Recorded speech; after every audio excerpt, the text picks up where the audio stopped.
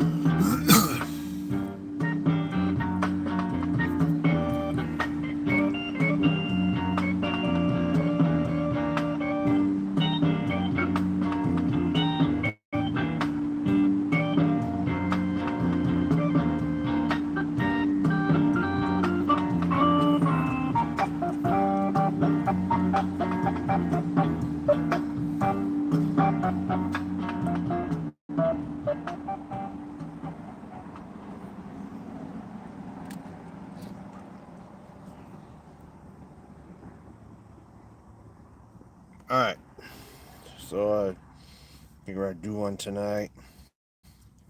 Don't know how long it's gonna go, but a lot of stuff been being talked about lately. It's more like the drama surrounding McHenry Cruiser, all that bullshit, you know. Who wants to hear about that? Who's been following that?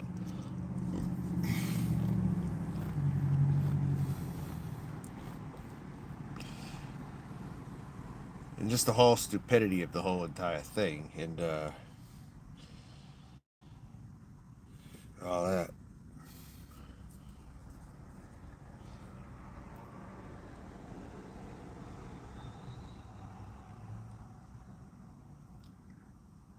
Should I play some Dinosaur Bestiality?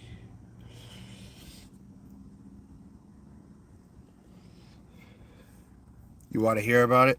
You don't know the people though, really. That's the thing. It's tough to explain. I mean, I'm gonna talk. You can follow along, but I'm pretty much genuinely gonna talk to the whole chat about it.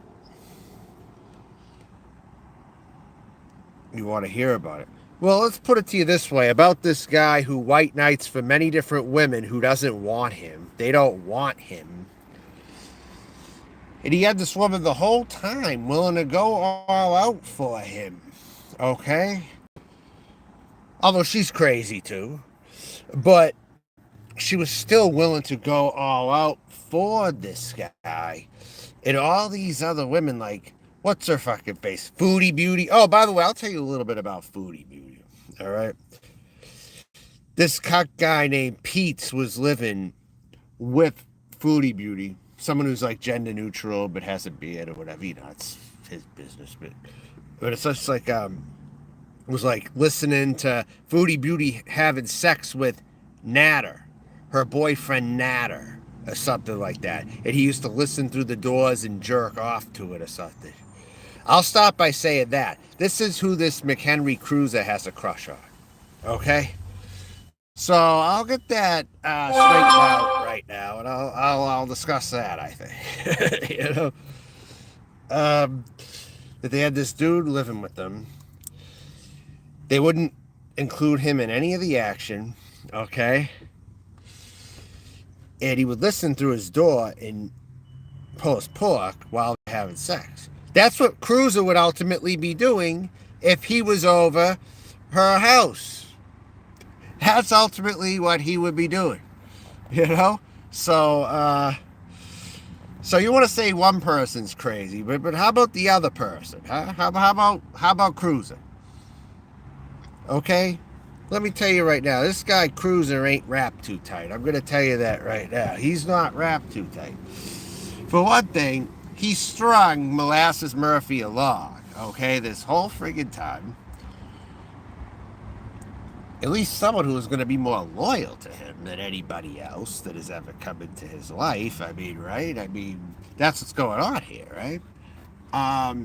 So, the way I see it is he strung her along, got intimate with her on that, you know, that video, if you follow back at that time, that infamous video that went viral.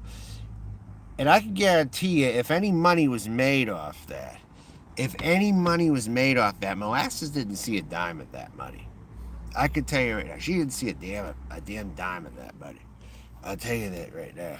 If anything was made on it, and he pocketed any of it, because it was on an OnlyFans. So he got her thinking that they were close enough, and they had enough intimate time together where she felt, hey, she should sell her place in Maine and move to California, right? I mean, it's only logical. He strung her on enough. I mean, hey, and I think, you know, all these people on here, it's like, one thing I can say is Cruiser will never do what I'm doing. He'll never live in a car. He'll never live in a caravan even with blankets in the backseat. He won't do that. I mean, Cruiser won't try that. He wants to live the most privileged life possible. I'll tell you that. And what I didn't like was what Cruiser said about me. I caught a live stream earlier 7 days ago. It was on Two Girls, One Chat. Okay, I happened to watch it. He was literally saying, I'm not passable enough, so I can't see Melton as a woman. When he was asked, how about Lady Melton? Would you date Lady Melton? I don't know where Cruz's head's at with that now. I mean, he's not any bit on board with any of that. I mean, you know, he's Joanne 271, what's going on? I think I've seen him around, but I don't consider you like, you know. So what's everyone's thoughts on this story so far? I mean, now that I'm introducing you to it, to some of you new viewers out there, to this kind of thing.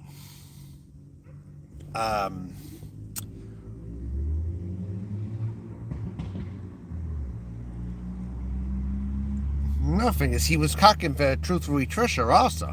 He would go on the defensive if anyone said anything bad about Truthfully Trisha. Truthfully Trisha is hot, okay? But Truthfully Trisha absolutely has no interest in a dweeb like you, Cruiser. Yeah, Cruiser, you're a fucking dweeb. Yeah, I said it to you. You're a fucking dweeb, Cruiser. You totally fucking are. I'll tell you, I was never really a fan of your content, ever. Ever since I found your channel, I only watched it maybe a handful of times or something, you know? It's not my kind of content. You really like Negs. If you come to think about it, he's no different than Negs. That's one thing he's correct about. He's really no different than Negs. Nope, not really. Negative Nation. How could you get anything good out of somebody who calls themselves Negative Nation? I'll just say that in short. Okay? Absolutely nothing. Absolutely nothing, really. Uh, and then Molasses is, now Anderson Henderson's trying to get his hooks in Molasses now. And we'll see how good this Molasses is mentally unstable, but she admits it at least. She's admitting it. I mean, that's the first step to recovery, right? As you're admitting it. And you know what? I'll tell you what. Skip the mental hospital. All right? Stay on the streets, Molasses. Stay on the streets. Okay? Anyone's trying to tell anyone to go to a mental hospital, that's all the more they shouldn't go into a mental hospital. They should just stay on the streets, and just show up everywhere they go. That's all. That's it.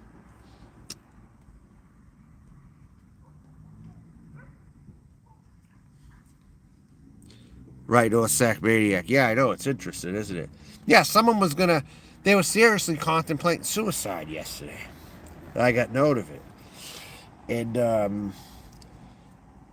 I think even hotlines are being called. I think this was the most serious one that there's ever been. I don't think this is that. This is a hoax. I really don't think this is a hoax. I really don't. Um, Now Cruiser was hoaxing. I think when he was crying, I think that was a fake cry when he did that video. He put the music in the background. How could anyone take him serious now? Cruiser's a sociopath. Well, the people know what he's talking about. He was trapped in Molasses Murphy's house in Maine, and the only way he could get to the airport was through her, and this and that, and this and that, and this, that, and the other, and the third, or whatever. And it's like, I don't think that was 100% intentional.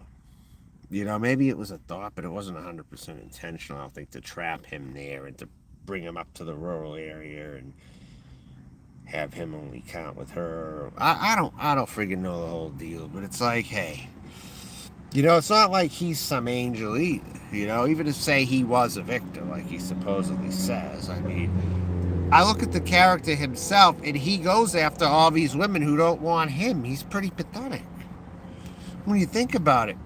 He had someone who moved who was willing to be with him.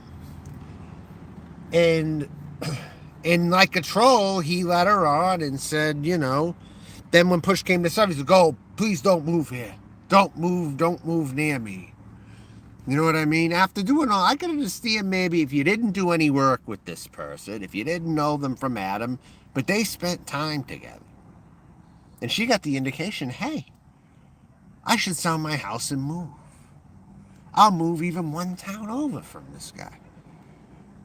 It's something in her mind. She'll latch on because she's trusting, I think, and this is what Anderson Henderson's taking advantage of right now. I really feel. This isn't going to go well, though. I got news for you. It's not. Anytime he has her on his show, he's not. It was content, but it's like that's about all. That whole thing was content. Driving by his house or whatever and whatnot. I know. Yeah, but he still participates and turns on the camera panorama. That's still enough to... you can still fuck with a very impressionable person. You still can. I don't think he's all that much different than Bergs. I really don't. At this point, I don't think he really is.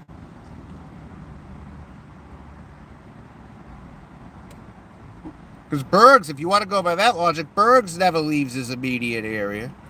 He's pretty harmless, right? Even though he's threatened to kill people several times, He's still pretty harmless. He never leaves his area. You know what I'm saying?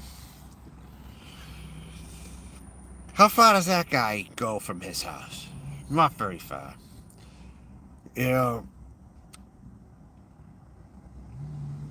Cruiser any different than Bergs? Not really.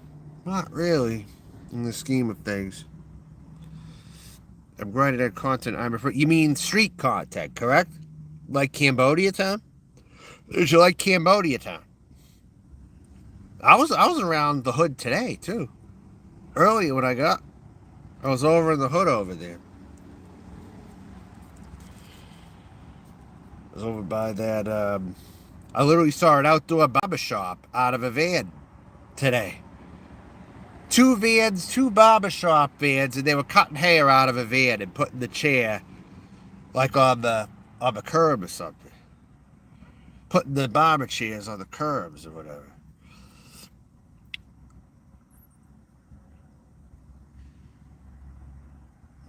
Saw that in my travels today.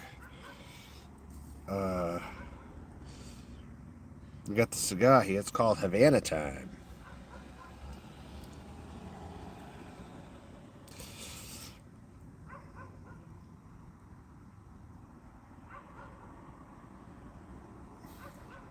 What percentage of Long Beach do you think is ghetto?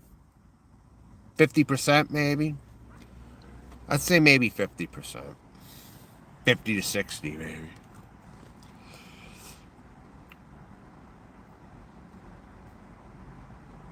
In some ways, Columbia, South Carolina reminds me of Long Beach. It's like South Carolina's answer to Long Beach, I think, and Compton. It was like Compton, too. I thought I was already in Compton, but I was in Columbia, South Carolina. The Compton I saw this week reminded me exactly of Columbia, South Carolina. Going into those old stores, some in Long Beach too, though. But going into the old convenience stores to get beers and stuff like that. Columbia, South Carolina. The closest thing in the South, I think, to Compton. If you want my opinion, maybe Long Beach too.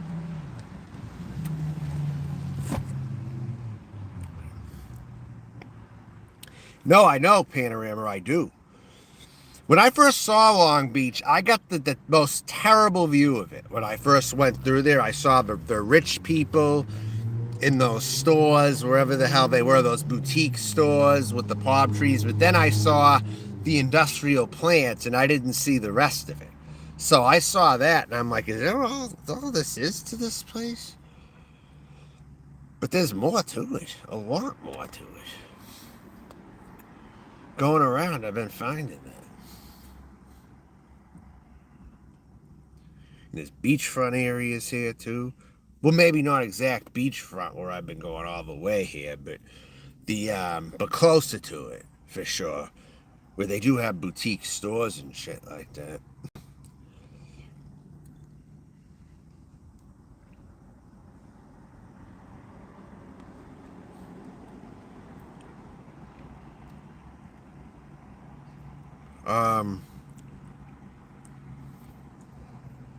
I have not gone to Los Angeles yet. I'm slowly going there. And I might just drive there and I might return where I am now. I might just visit LA and not stay overnight for a little bit. You know, I mean, I'm pretty much getting attached to it out there, you know, for the most part. I'm slowly going to LA. I think the closest I've been was something like 12, maybe 10 to 12 miles away, maybe. I was in some community. I think I was in Carson, actually. I think that's the closest I went to LA was Carson. I think that's the closest I've actually been to LA thus far, Carson. And I went to a Chinese restaurant over there.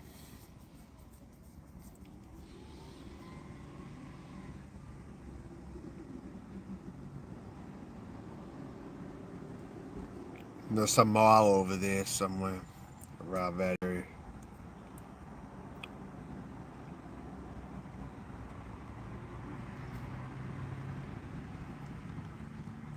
Pasadena. Well, I'm not there yet. You don't hurry me. Don't tell me about places I haven't gone, all right? Where I have no intention of going really soon. Pasadena. That's not going to be for a long time. It takes a long time to see everything around here. It takes a long time. But that's good for me. Because where else am I going to go at this friggin' point? You know, pretty much all the way west. I mean,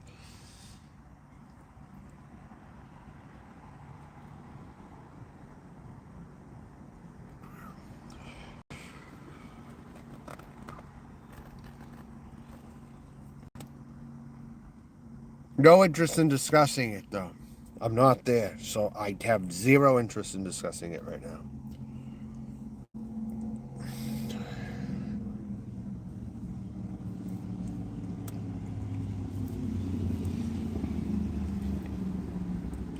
I literally called some guy an animal today. When he was like, when I was standing at a pedestrian light trying to cross the street, some guy was like hollering over at me. He thought I was a call girl or something. I don't fucking know. And I'm like, I'm crossing the fucking street, dude. It's rude of you. You know? And then when I was waiting on the walk, he kept like yelling at me. I'm like, I said, you fucking animal. It's like, why you shout at me from a long distance? It's like, why you shouting at me? Come up close to me if you want to say something to me. Don't yell from a distance at me. Fucking retard. Literally call him an animal too. Yeah. Mm-hmm.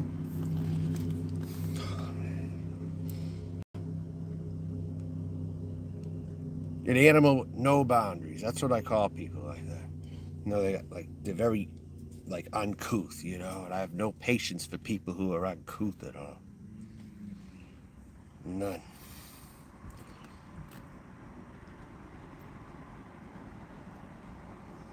Then as he drove away, he was yelling something too. A fucking prick.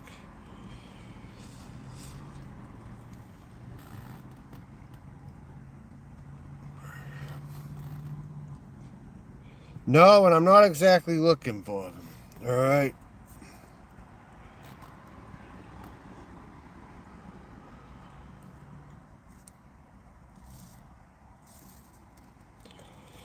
Unless there's any point of interest or something that says Samoa Town, I'm not really looking, you know.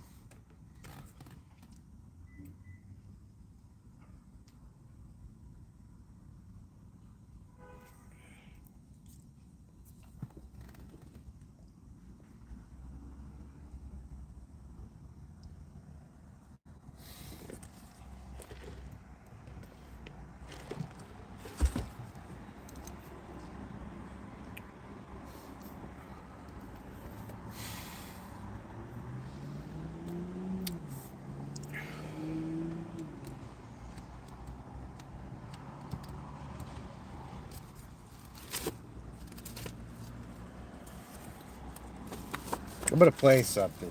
I'm not talking anymore for now.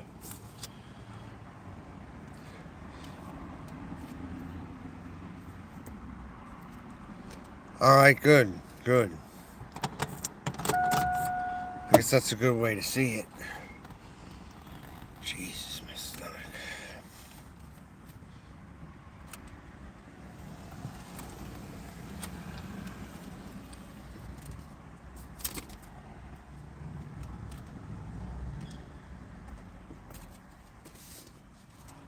I haven't listened to this in a while until now.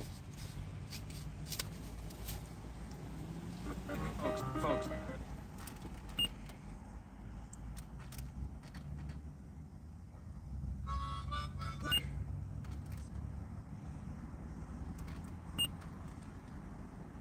When I take you on the town with me.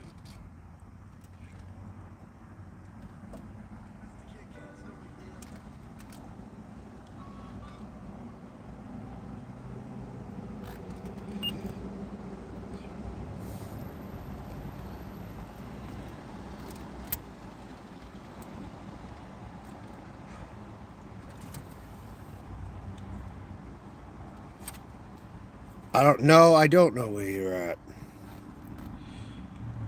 Hoppin' Harley, I think you're a fucking troll. All right, I'm gonna get rid of you in a minute.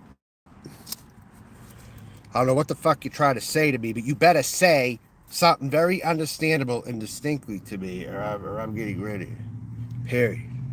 Who the fuck you think you are, bitch? Fucking thought I got rid of you. God. I hate these fucking cunts. They use their emojis and shit. And they think everything's a joke.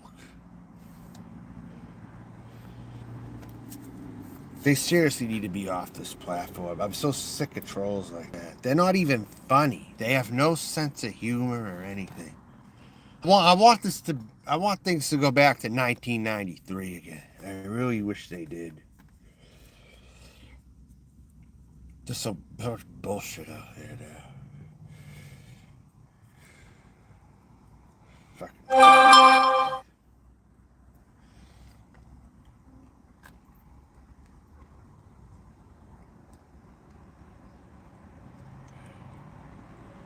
All right, Mike Reed. Yeah.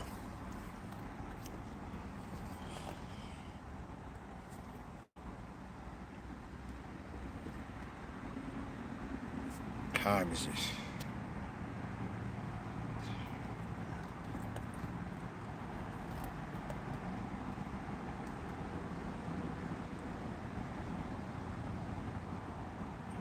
Probably gonna cut the stream very soon. I don't feel like continuing really. It's a cigar. It's called Havana, and the ash is still on it. Oh.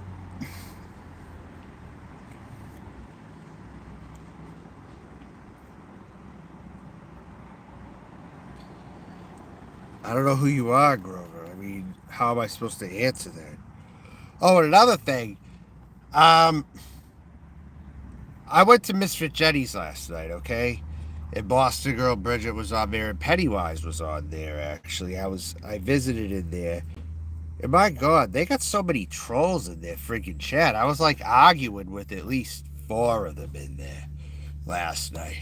I'm like, nah, this shit's got stupid. Misfit Jenny, right when you think you can go to a place, all right, and hang out, you can't. Any of those channels, you can't. I don't care if it's home base. I don't care if it's Mark Terry. I don't care if it's Whiskey OG. I don't care if it's whoever. You know, at least in that arena, I don't really care. And I went into Mr. Jenny's in Boston, and I lost interest very fast. I just was not into it. And now I see why things get very stupid, even over there too. You know, I just left. You know, I just said fuck this shit. I left. You know, but I don't have much in common with those people, to be honest with you, including Misfit Jenny. Yeah, I learned that last night the hard way. I'll tell you that. I didn't get kicked in there, but I was still arguing with trolls though, and they weren't even paying it. It's like they got all these same types of trolls are in every chat. I'm the one who keeps them out of here the most, actually. I do the best job at keeping them out of here that anyone can do. And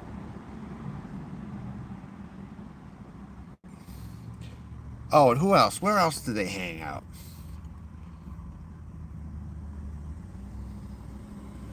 Probably 2 girls, 1 chat also. But no, I was in Misfit Jenny's last night. I wasn't impressed. I'll tell you right now. I was in there. I just went in. I popped in and I left. I think Carlos was in there or something. I don't know.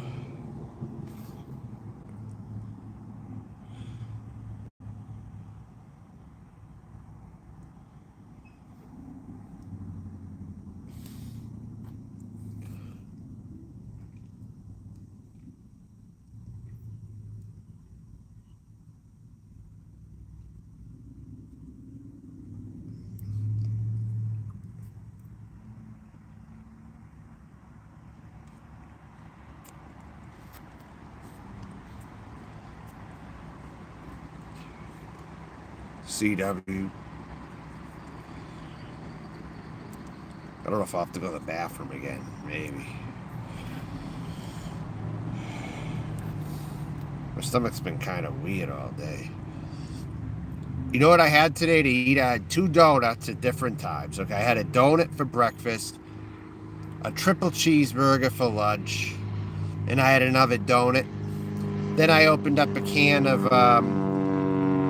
stuffed eggplant with rice and ate the last of my lavash bread with it.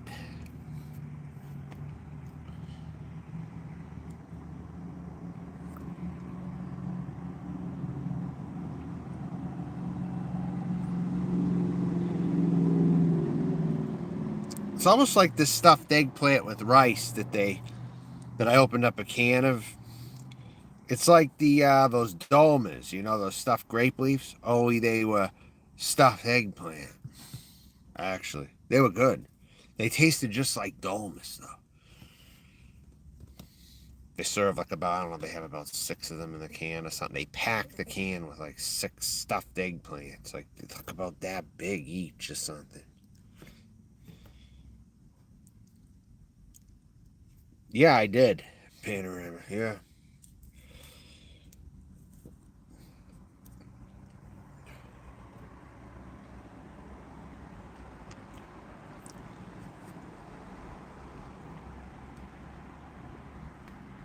Would you really? Sunshine.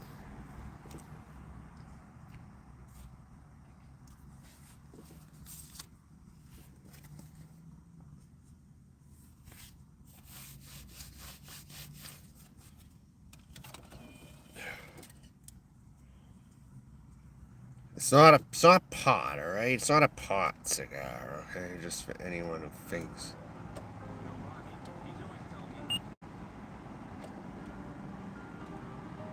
And you look good and juicy, like a steak dinner on my photo phone. Let's listen to some music. Well, you're a little juicy and fat, but don't worry, because the kids tell me that's where it's at.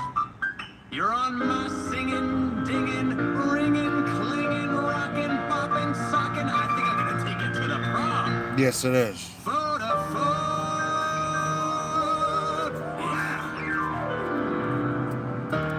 Can I take these headphones home with me?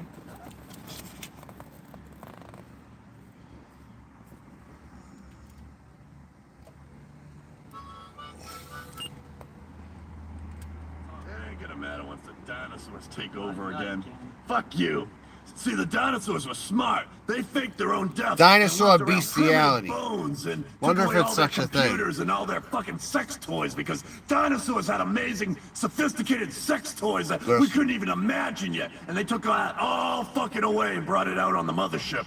And left us with the planet to make some sort of resource that the dinosaurs needed. And when we make that resource, the dinosaurs are coming back, and they're gonna take over the planet. And whatever we do to the animals, or have done to the animals, they're gonna do to us tenfold. Like, you know how we make, you know, pornos with like the horses and shit? Well, bestiality. Fuck us in their Bestiality. pornos. How can you know, you can imagine 2 pterodactyls on you?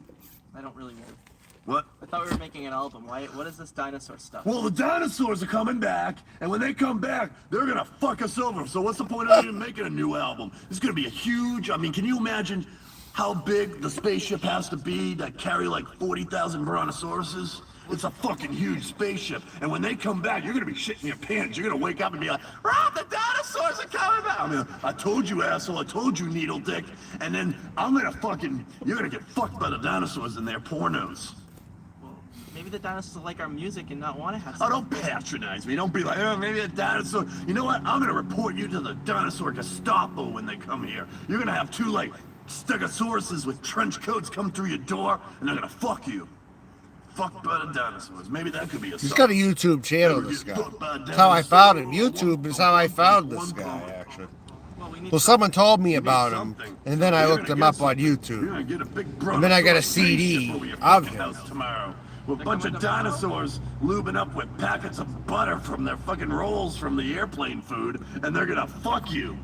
Why do the dinosaurs hate us so much? Why can't they just be friends? Because they see what we do to the animals, eating the animals and everything. The dinosaurs have been watching. They watch with their fucking telephoto space lenses. They see what the fuck's going down on this planet. And when they come back, dude, you better make sure your poop is loose, because if you think, you know, your fucking horse dick's big, wait till you see a brontosaurus dick inside you. Huge. Oh my Son of God. a brontosaurus Attractive, ain't it? Dick on the back of your throat. Why would they do that? All right, let's do another song.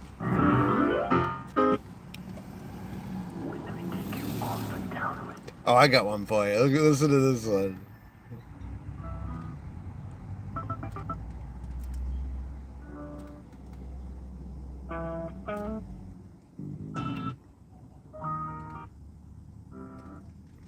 Oh, sir. Where is it?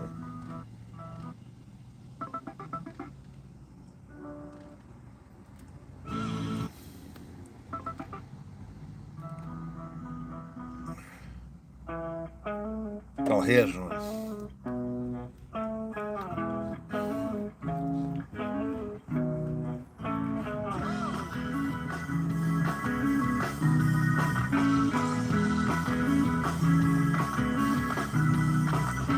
This places to drag, get into my car, overboard with Goldie Hawn, silly tribal tattoos.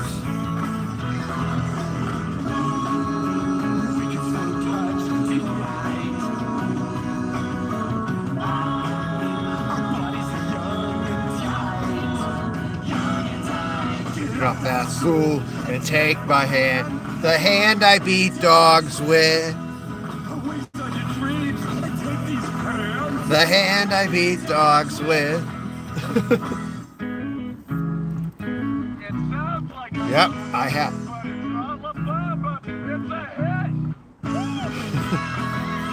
Yep, I have this in my collection here. Imagine.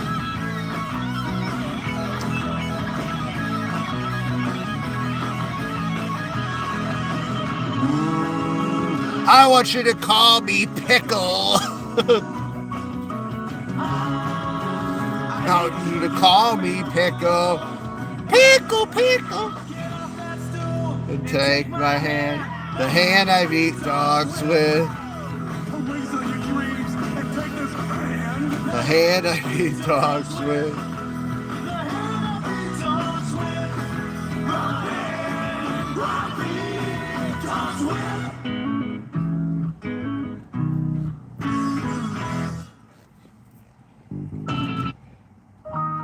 Oh, here's Berg's song. You know, this totally fits perfectly here. Hold on a second.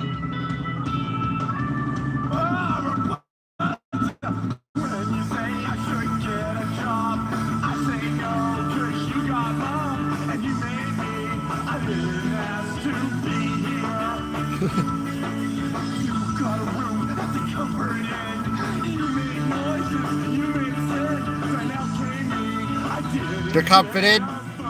Maybe Tasha.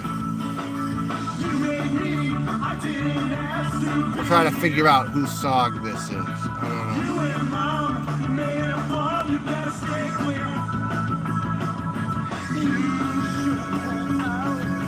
know. When you had the club.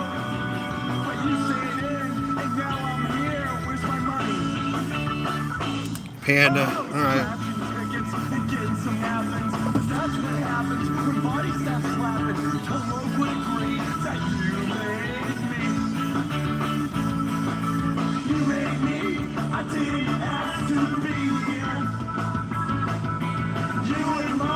Made a Bob, you better stay clear.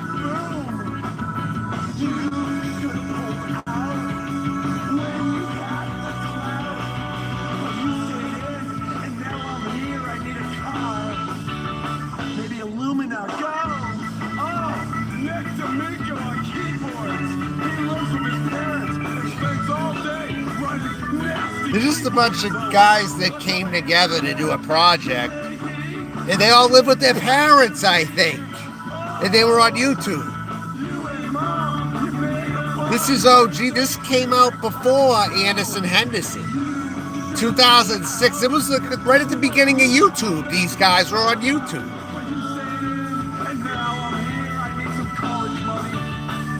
Before me, well, maybe around the same time. I discovered it when it was roughly new, though, you know, on YouTube.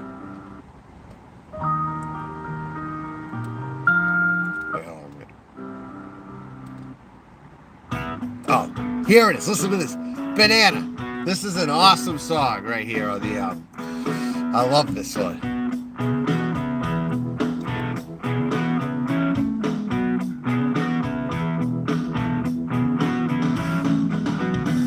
When I came to pair, I watch you down there, a banana. Fucking hot at Panera, I want you down there, a banana. Sometimes banana, it gets dark spots. 'Cause you love it way too hard. Ooh, banana. Banana. Oh, banana. Banana. When I'm listening to Pantera, I watch you down there, a banana. when I'm playing You Dragon Slayer, I want you right there. banana. You know those guys. The Slammer. The Slammer. The banana.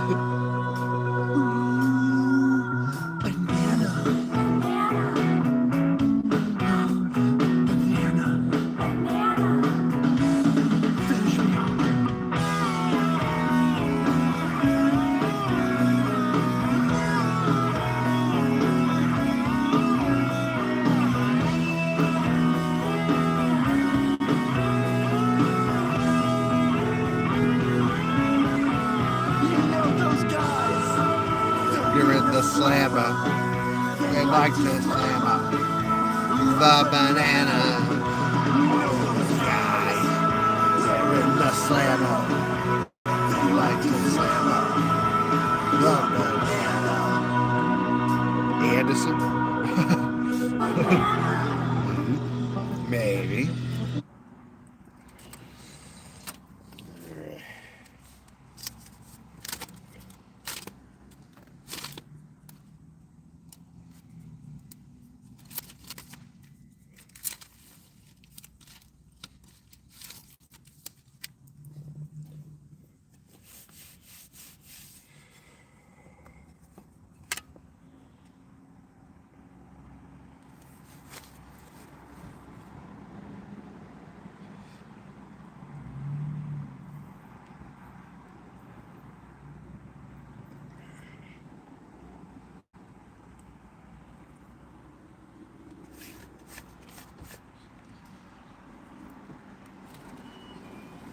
Entertainment hour. Music.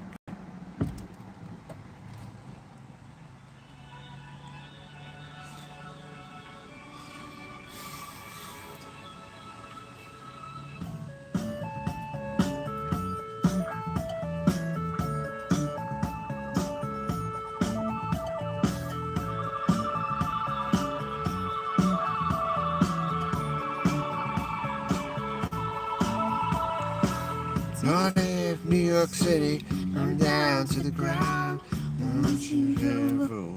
Shit. No, come on, no, not done yet.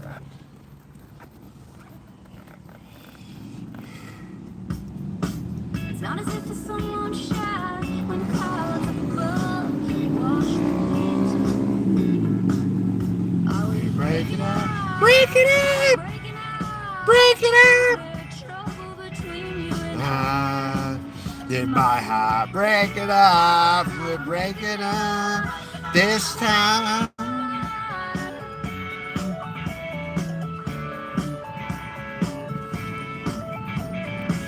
Used to other Pretty girls. we will never speak. Used to other pretty girls you're gonna meet. Am I breaking up? Break it up! Breaking up. Break it up! Trouble on the line. Did your heart break up? Did it Break it up this time. Feels good to be free. Ooh, ah, feels good to be free. Ooh, ah, feels good to be free.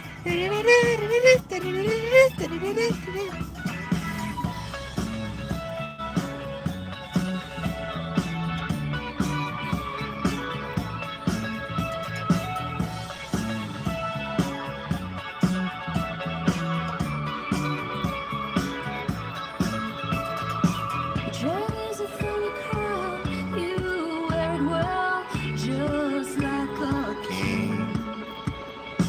Revenge is the saddest thing, honey. I'm afraid to say you deserve everything. Am I breaking up? Break it up! Are we breaking up? Break it up! There's trouble between the lines. Did your heart break enough? Did it break enough this time? Feels good to be free. Ooh, ah, feels good to be free. Ooh,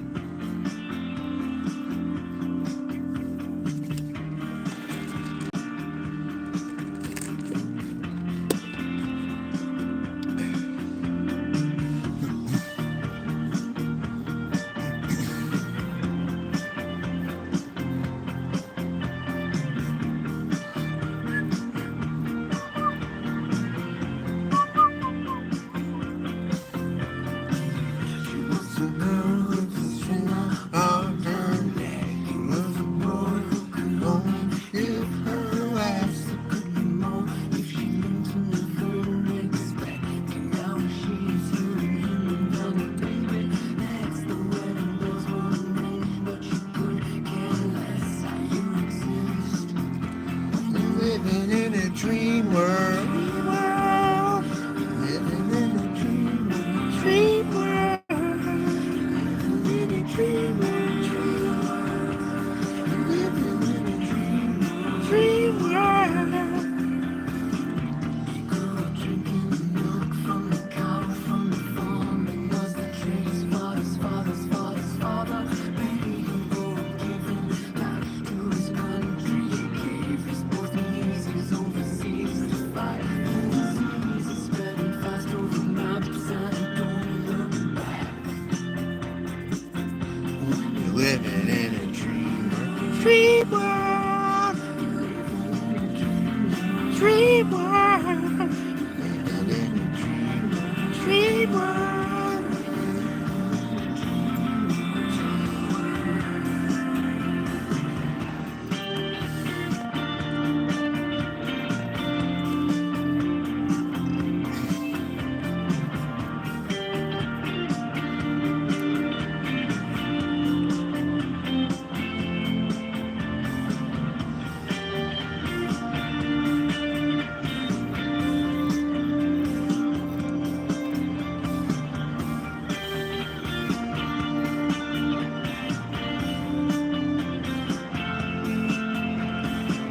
It isn't lie on science fiction.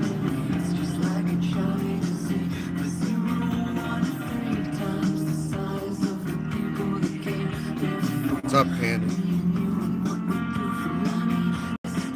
Give you my made homemade bruschetta. Good. That's, yeah, it's sunshine. That's good. Very good.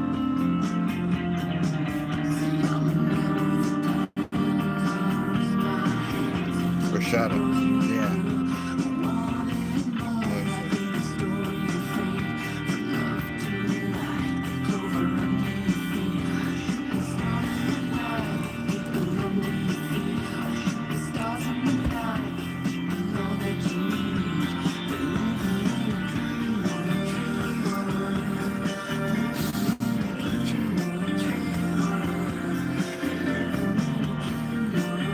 This is a Havana time. It's a very rare release. They don't make many like this. I found it in Las Vegas, actually, before I left there. I bought 2 of these. I probably bought a total of 3, and this is the second one I had. Havana time. Just $6.99 for this big thing. That's it. Havana time. They call it. It's just plain old Havana time, you know. Hey, it's just as good, you know. Sometimes they don't have to have a lot of marketing on them, and they're still good, you know. You don't have to get them off the Chris.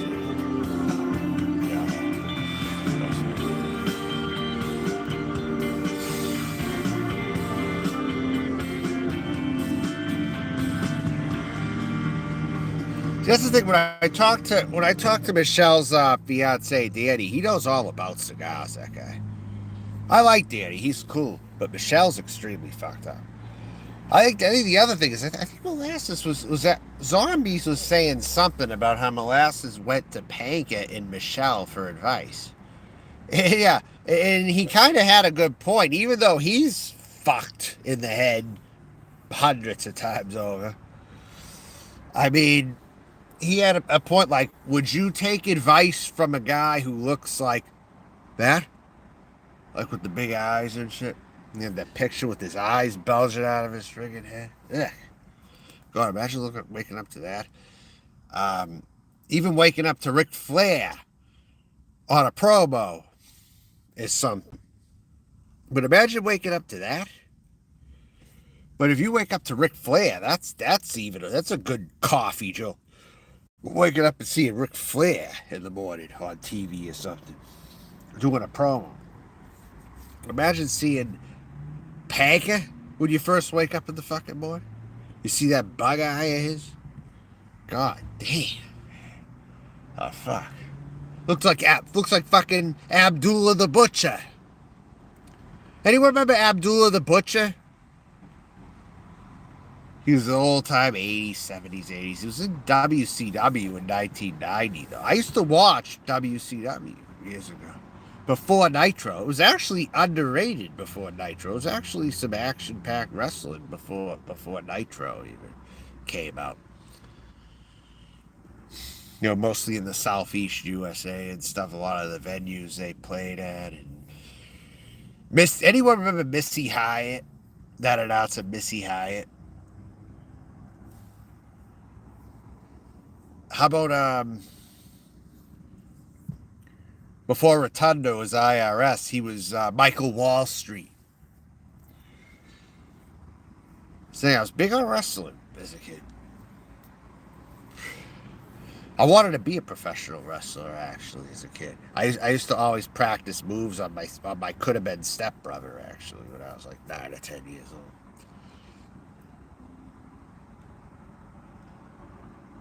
Or my friends at school, I'd be at a party, I'd be like at some of their houses or whatever, and I'd attempt the Bret Hitman sharpshooter on them. The sharpshooter. And remember one time I put a friend of mine in the Boston Crab in the pool, and I didn't really know about it. He's like, "You're gonna drown my son, what the fuck?" I'm like, oh, sorry, oh, shit. Huh. For a Boston Crab in the pool.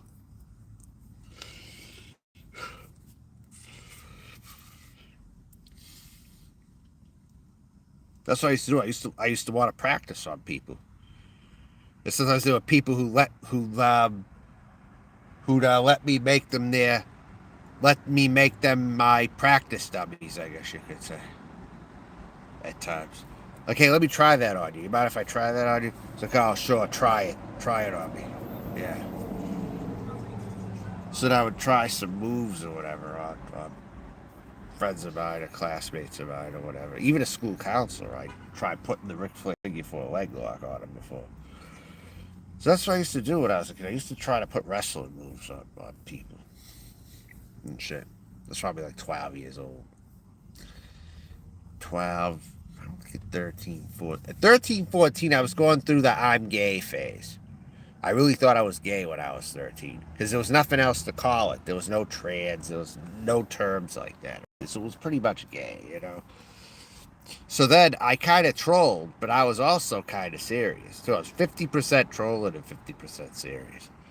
I told this kid on my bus how I look at Playgirl magazines, and I really enjoy looking at Playgirl magazines. Meanwhile, I never really opened one. I had a Playboy with Drew Barrymore.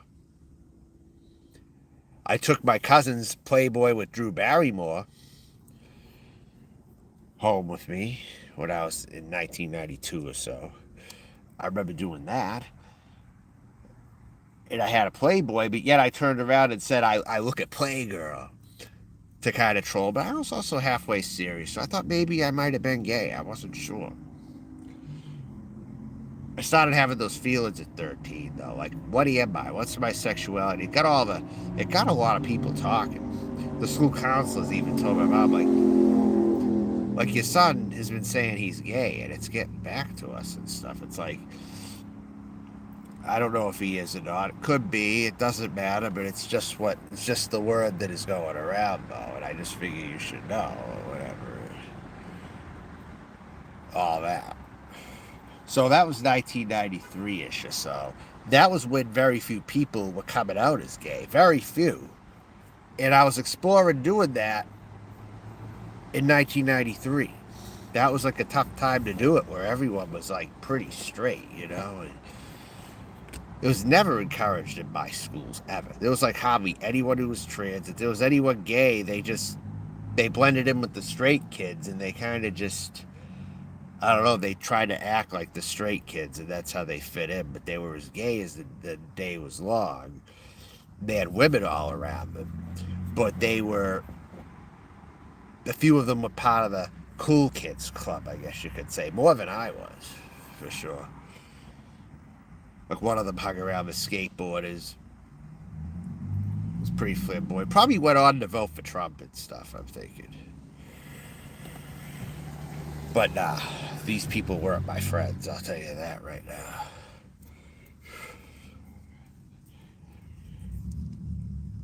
I had some annoying skaters as classmates, that's the other thing.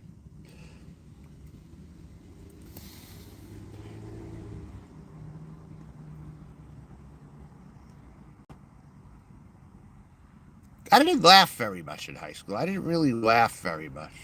I was kind of ahead of the curve. I was like more mature in my mind than some of my classmates were. I didn't really think a lot of the things they said were funny and stuff, like when they were around. The kids that I thought were funny were like the juniors and seniors. The freshmen, though, when they made jokes, I didn't really laugh. I laughed more at the juniors and seniors, though, because they were more in my age group. I started high school 2 years older than the rest of my classmates, so I was older than everybody, kind of. So,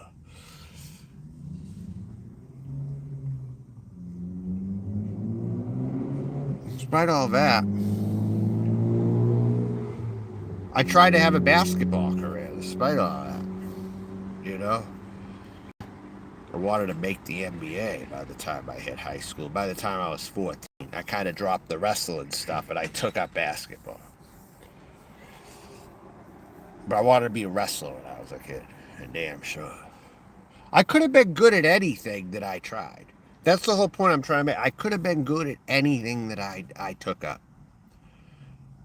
I just wasn't encouraged by my family members too much. They're like, oh, it's unrealistic. You can't really make it famous. It's a lot of hard work, and only select few people get picked. You know, I was hearing all that lip service growing up.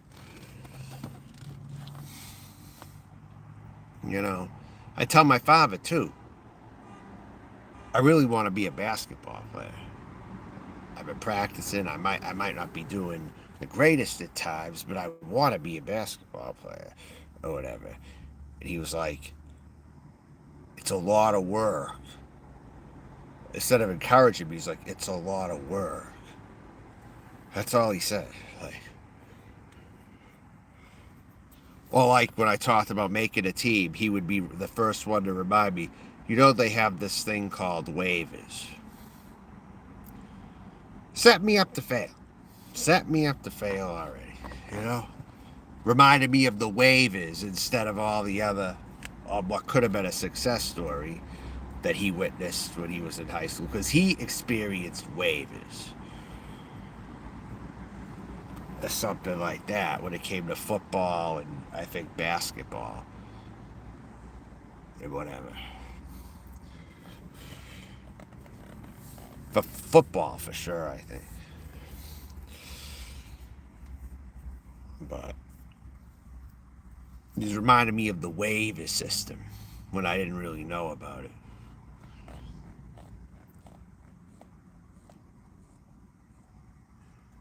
Great way to set somebody up, right? To remind your kid that they could waive you and not pick you, instead of being more encouraging, you know?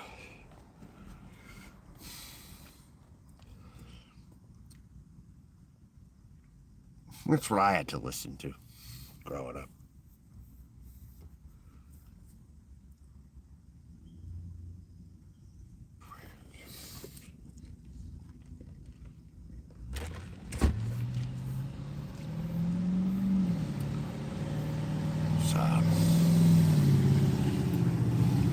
But in my case, I'm a better late than never kind of case. I'm trying now at 41 to make up for some time where I wasn't doing things, or time I was wasting in certain other spots. And I kind of alluded to this yesterday, how I ended up going to Portland instead of Southern California in 2008. I mean, leaving Florida, it would have been more logical to go to Southern California and stay with someone at least. That's what I was going to do. I was actually going to stay with someone, but then plans were broken. And this woman I was friends with, she was friends with a lot of LGBT people also. Ended up getting a boyfriend, and she had to put off plans, which was really so I put. But then I had someone else in Portland I was going to visit, so I visited them, and that's how that all came about. And I thought I really liked Portland when I was there, and it was a curse because when I started living there, it was not fun at all. I'm homeless here, and I'm having a better time than when I was housed in Portland. If that says anything to you on what's the better place, Southern California. totally superior to living in Portland. That's why I don't think people really left Southern California to go to Portland. I don't think that many of them really did. I don't think that many of them, no one in their right mind would have done that. I think maybe they came from the Midwest, maybe the Northeast. I just think California was a scapegoat that Portlanders used, but there were other people who came from other places, even the South too, and they didn't even want Southerners living there. I remember hearing stories about how people from down south moved to Portland, say if they had some higher intelligence and they left the South or something, but they still hung on to their heavy accent or something. They weren't welcomed in Portland. I heard stories about that. So it's not just Californians. I just think they blame Californians because it's the easy scapegoat. I think some people might have moved from LA and San Francisco, but I don't think the numbers are as high as you would think. Maybe San Francisco, more. But a lot of them even ended up going to Sacramento. So I don't think the numbers were really that high in Portland from California like they want to make it seem. I think maybe with some people, but maybe hipsters, I'm thinking. But a lot of people, a lot of white people especially, at least in the working class that I know, have stayed in California. They didn't really leave, you know. Some of these people living here are staying here. And they've probably been here about 40, 30 to 50 years, maybe. Somewhere in that time frame. It's like I pay attention to the vibes. When I was in Huntington Beach, I picked up this vibe like everyone who owned their homes were not selling them at all. They were not selling. Hardly anybody.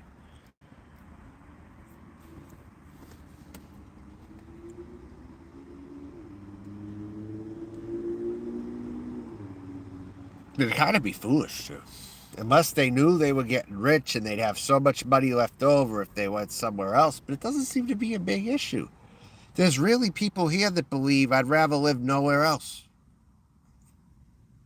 They have their homes and they're all set there like I'd rather live nowhere else other than here. I've been picking up that vibe quite a bit in certain places. Even here too.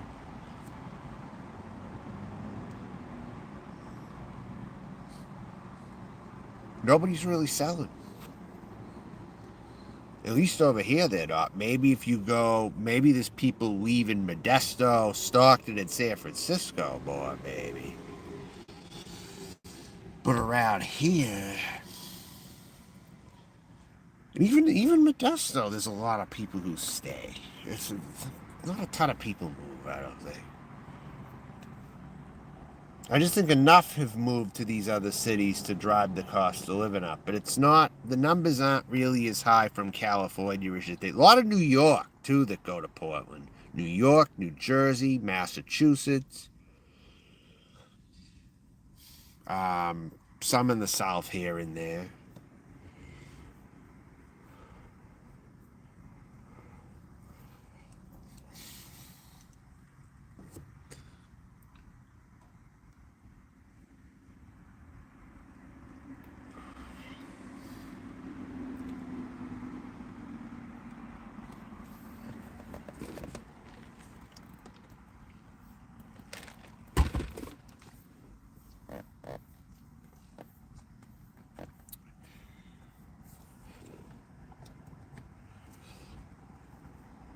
Now Florida's facing a terrible crunch now. Now they're talking about how there's absolutely no availability in Florida now. At all. There's everyone crowded it over there. And now all of a sudden there's nobody buying houses. It's becoming like a buyer's market as the time goes on. It's becoming like a buyer's market out there. I think it's going to be the new trend eventually.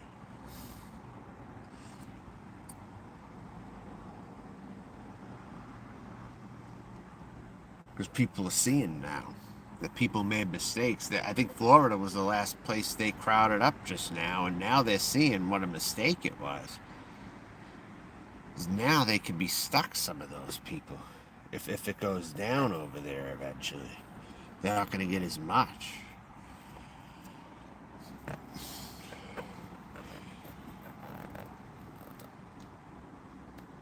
Florida's never going to be on the level of desirability as California, no matter how people try to spit it. It's just never going to be. There's only select parts of Florida I would recommend someone to go to. That's about it. I would say maybe Fort Lauderdale, possibly, I don't know about Miami, but I would say maybe Fort Lauderdale, St. Petersburg, and I think one more.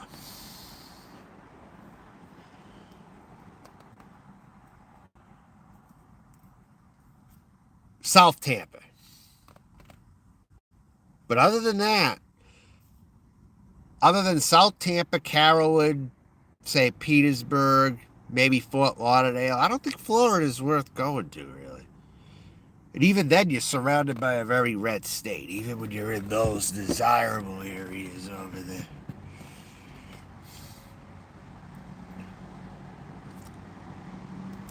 I came to California because even though I can't afford it, really, the values are pretty much mine. And that's why I wanted to live that out, even if I have to be homeless to do it. That's part of why I came out to California, too. The warm weather and the good weather, I should say. The good warm weather, but not too hot or whatever. And the values of the state also.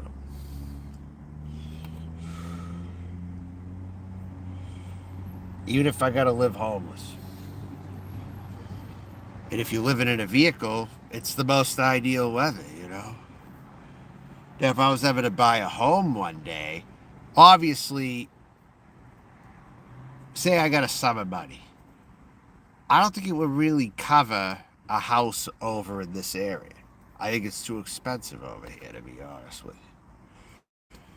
So that would leave some of the southern states available, probably. Because some of the southern states are getting better in general. They are. You got Georgia. They're making movies out of Georgia now. I mean, and some production companies have moved their headquarters to the Atlanta area. I was talking about this with a few people, actually. One of them was in the chat, actually, just now. I talked to them. And there were even parts of South Carolina that looked like movies could have been filmed there. I don't believe it. You just never know what you're going to find when you travel in this country and hear about and find out statistics or what people are doing here and what people are doing here, what's going on where, whatever. I mean,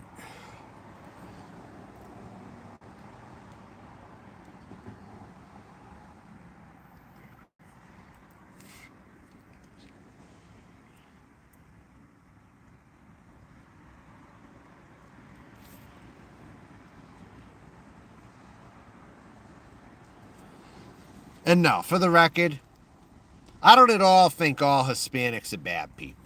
I don't. But some of this problem started when I was in Denver, too. It started in other non-California areas before I came out here.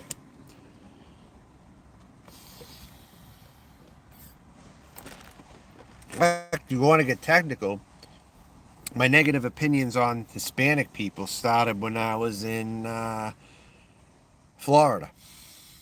Believe it or not. And no, not with the Cubans. Not with the Cubans so much. But like with the bathroom cleaning women who tells me I can't use the women's room or something. Tries to act bossy with me when I didn't listen to her. She spoke in Spanish on a walkie-talkie to somebody or something like that. That's the type of shit that I have no patience for right there. That kind of crap.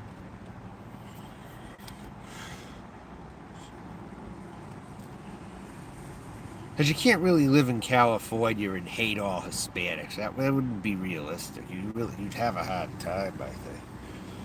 So you can't hate them all, you know? But there's definitely some for damn sure. A lot of the times it started in other places like Denver. I mean, you saw that content that happened over there. Some lady saw my junk one day and decided to open her big fucking mouth about it. And she had to look pretty friggin' far up there, too, because I wasn't wearing anything short. So that fucking bitch was being a perv, if anything, her damn self. So, I think some people remember that. I don't know.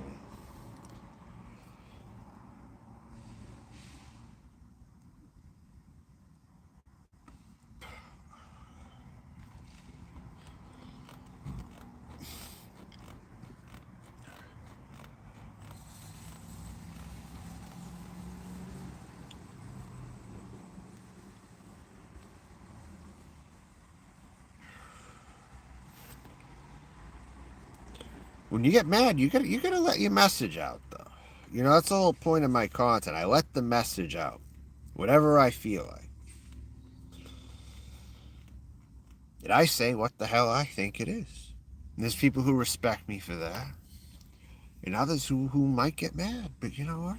So be it. So be it.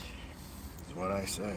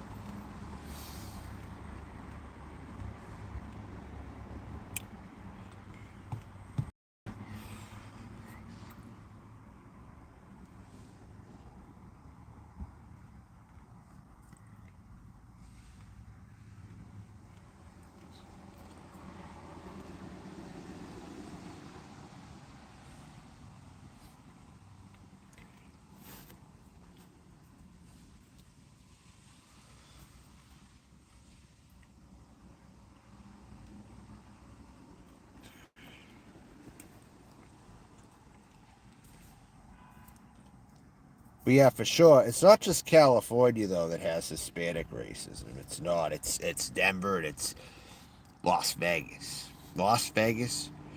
I dealt with a Hispanic cop there. He was like friggin' a jerk, fucking jerk, really.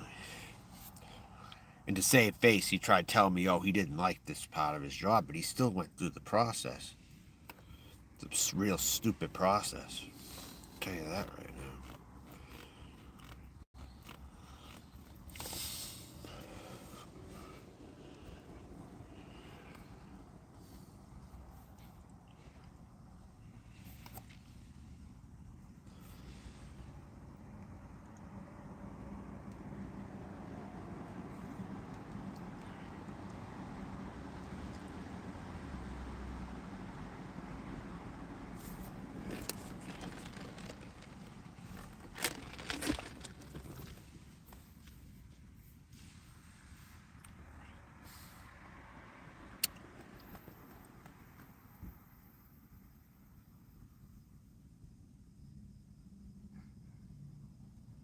My job is pretty useful to society, I feel. My function, the things I say, I feel it's very useful to society, for sure. As people get ahead of themselves, I'm the first to remind them, hey, you think you're white. You ain't white. I'll literally tell them that if Hispanic people think they're white. I'm like, you're not white. I'll literally flat out tell them that. You're not white.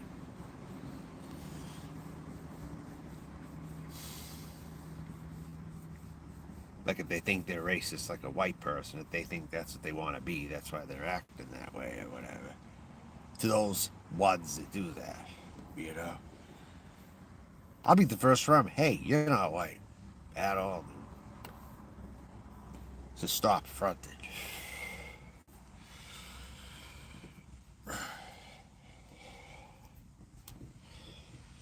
You know, there's what they call white on paper. And we're the first white on paper people. Italians are the first white on paper people in America. The 1920s. This whole concept started. The whole white on paper concept. Where on paper I'm white, but I don't feel like it. I feel like I'm misraced on the census, actually. Misgendered and misraced. So I'm a double minority. Near a triple minority. And I'm homeless. So, to those of you who are thinking of doing harm to me when I'm like a double or a triple minority, you're a fucking scumbag. That's all I gotta say to you. Just because I speak my experiences out on how life is for somebody like me. You know?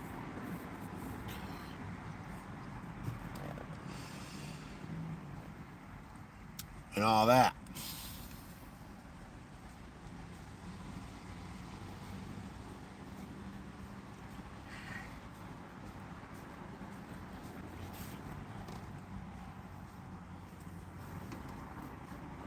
What the census says is not always correct.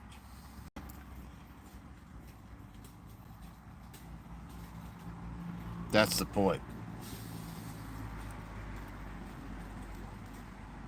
I didn't even know what race was when I was 5 or 6 years old.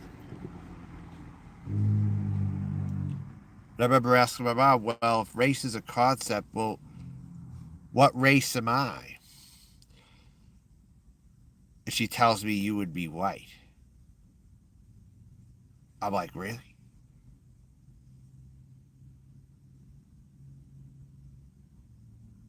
So when you're young, the teachers or your parents, depending, will convince you you're a certain race, whether you believe in it or not, you know?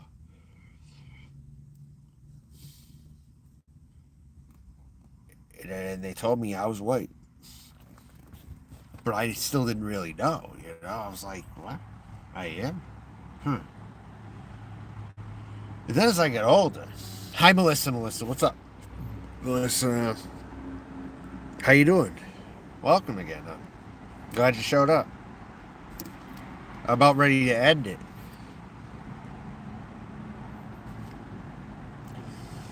Just finish it up here a little bit.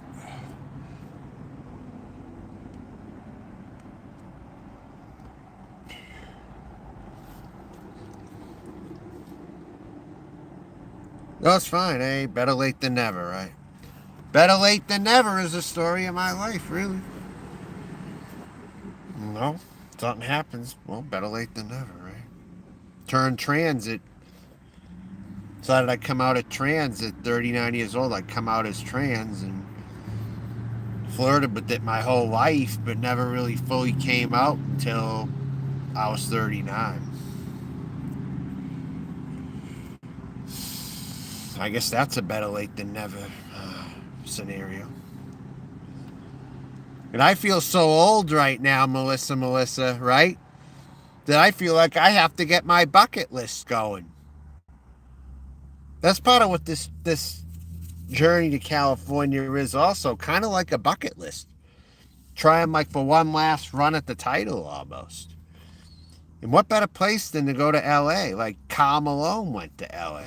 Gary Payton went to LA to try to win a title, right? Remember that? Anyone remember that?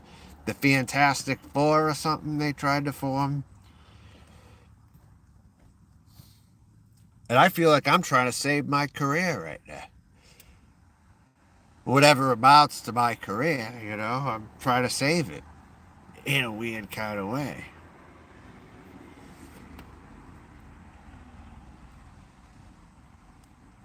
This is a very lonely life, though. It's not always what you think it is. It's really, to those who think this is fun, it's really not.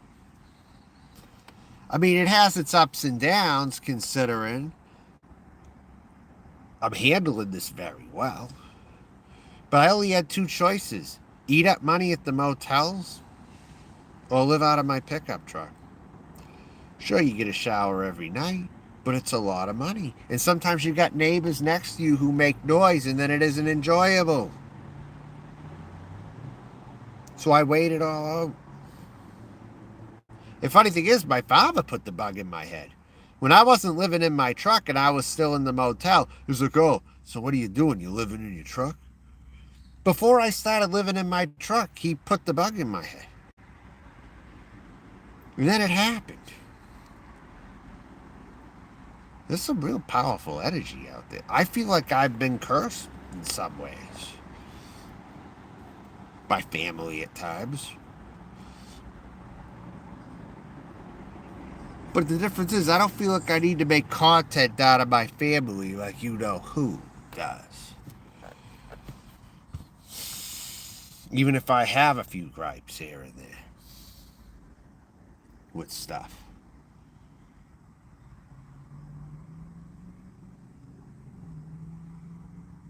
So my father thought I was living in my truck before it happened. He thought I had no money or something, you know?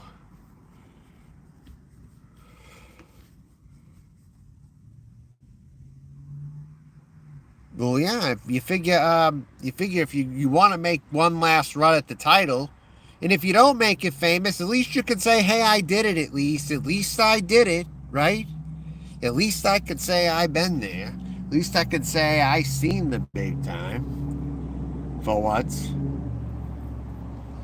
But yes, I have a bucket list at 41 going on 42 years old. I feel like I have a bucket list because I don't know how long I'm going to live. I mean, I have the potential to live till I'm 100. I definitely do. But who knows if I'm going to get caught in the line of fire somewhere or not. I don't know. It's all up in the air, really. I don't know what's going to happen. The world's getting crazier and crazier. If I survive, imagine if I make it to 100 in this crazy friggin' world we're in now. Imagine if I friggin' managed to do that.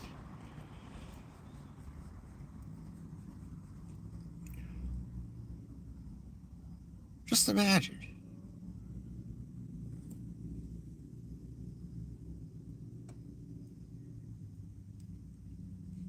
And no, I've had no suicidal thoughts.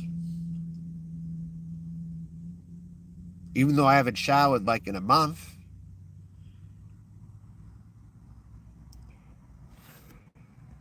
And it doesn't even look like I haven't showered, right? It looks like I showered, doesn't it? Well, I haven't.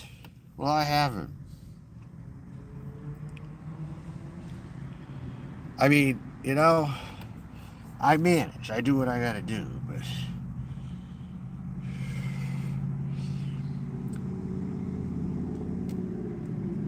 You know, I see people making smart comments in certain side chats. Oh, Melton hasn't taken a shower in a friggin' month. Well, those are the breaks sometimes, you know? Those are the fucking breaks. I'm trying to get showers in places. I was lucky one place let me shower one time in Vegas. I was lucky to get that one. And I don't know where my area is going to be, so I haven't really signed up for any gyms to take a shower because I'm just undecided where I'm going to stay, even in a truck. As of right now. When you're traveling, it gets very tricky. You're in Utah.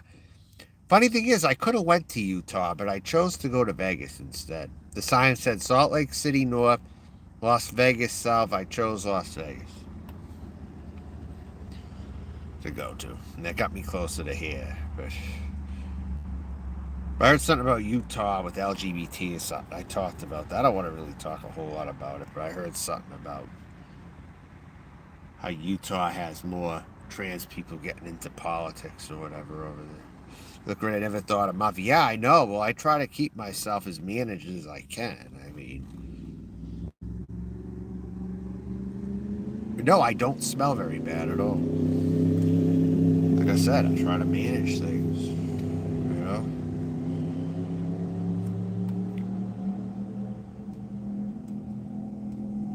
I the same clothes for 5-6 days, sometimes a week.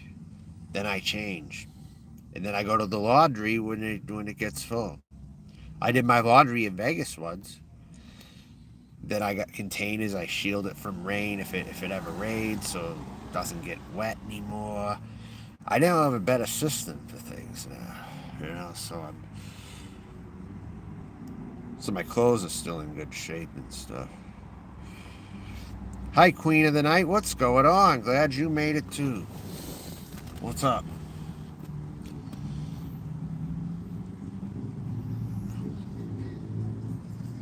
A lot of drama lately in some of these chat rooms or some of these live streams or whatever. Like I went to one last night that they like to think it's a more chilled out live stream than some of the others. It's not. There were some people that used to be formerly on home base. And they might have branched off because they don't go on home base anymore, but they still get those trolls and shit though too. But they're not noticeable trolls because they seem all happy-go-lucky. But then when I show up, I find that I'm arguing with 4 of them in the side chat or something. And it's like, here we are again, back to the same old fucking shit. So I'm not even going to those places anymore. It's just better off for my fucking mental health that I'm not going to those places anymore. From here on out. You have a good heart, they're honest, I can see that. I've had to get tough to scare certain predatorial people away from me. And to those who have been following my channel, they know that to be true completely.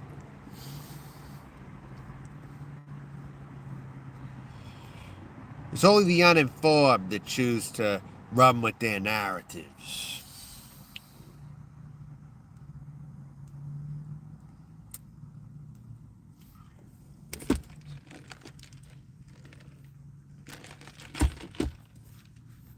Imagine when you were a kid, you had all these big dreams and they got shut down by certain people. They didn't want to see you get too big, so they just reminded you of the worst. That was me. That was me growing up.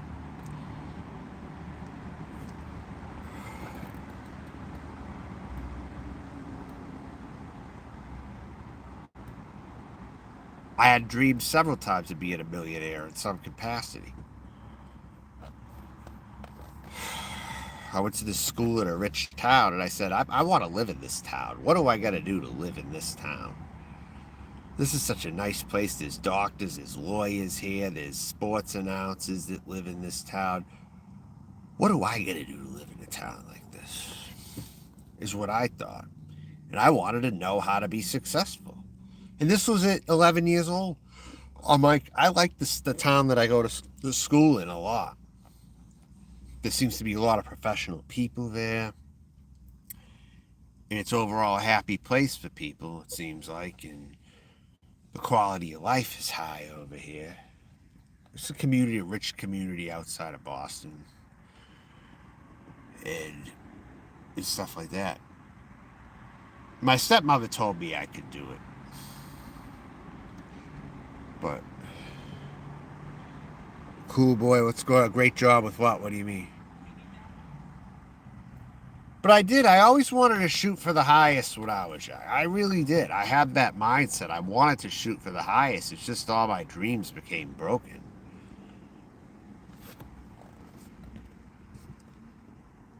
I don't know what cool boy means. I mean, good job with what? It's obvious I was school. Well, I was taught manners and stuff. I mean, I was growing up. I was always told not to do this and this, or if I was goofing off in school, I mean, my father would tell me that I was there to learn and stuff and not fool around. But my father didn't want me to do well whenever I wanted to reach higher. He wanted me to be at a certain point where I could kind of be controlled by him, you know? So in other words, do good in work, but under my terms kind of thing. Especially if I lived with the guy. It was rough.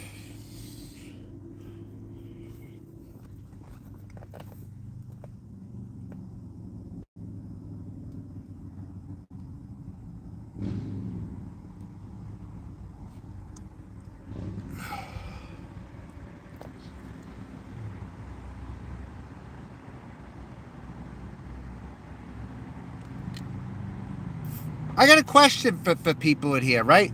Has anyone ever followed bodybuilding? Just a random question. Has anyone ever heard of this bodybuilder who got busted for steroids and he spent prison time? I bet Anderson Henderson knows who he is. Probably heard of the name. But this story's going to get juicy in a second. There's this guy who got busted with a whole bunch of steroids and he spent prison time. And it was in Massachusetts. And then when he got out, he became a fitness guru. You know what he ended up doing? Building up his body full of steroids. Just a random fact and a random person. But I happen to know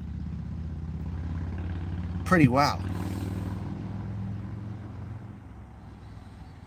You know who he is?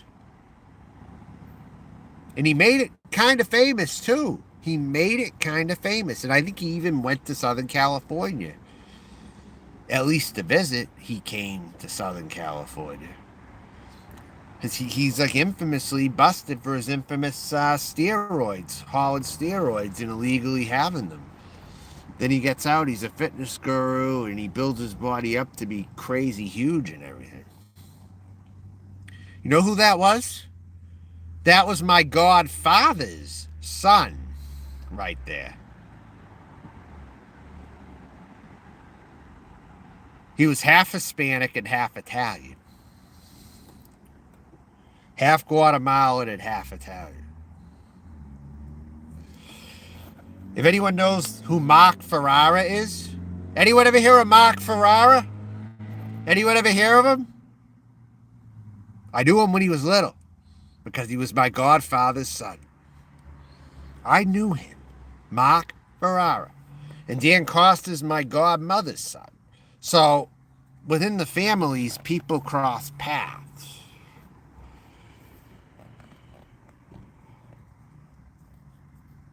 And Dan's mother knew Mark's father because, well, he was picked to be my godfather, and Dan's mom was picked to be my godmother.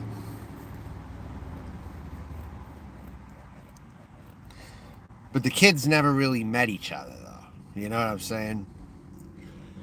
But it's interesting. Well, if anyone ever heard the name Mark Ferrara bodybuilding, I know the freaking guy. I knew him when he was a kid. In fact, I put a wrestling move on him, and I heard him. By accident. And he wasn't anywhere built up then.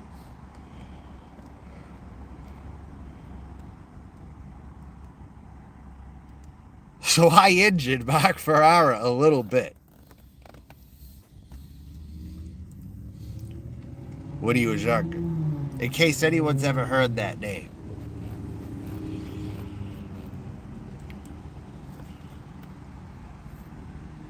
But he ended up being a household name for bodybuilding, in case anyone knows who he is. I figured I'd spread that fun fact out there. I'd be surprised if Anderson Henderson never heard of him.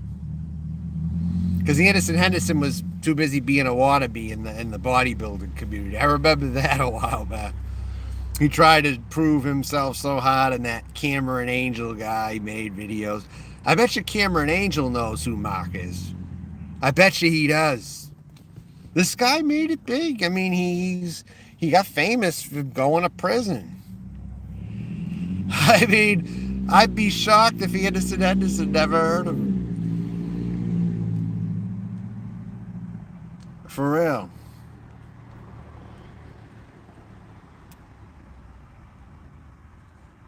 He came from a relatively normal household, too. I mean, his father had Beach Boy albums, but he dabbled into some criminal shit, though. He had that South American gene in him, you know? Kind of set him up for trouble, in a way. But yeah, he ended up being a fitness guru now. and stuff like that.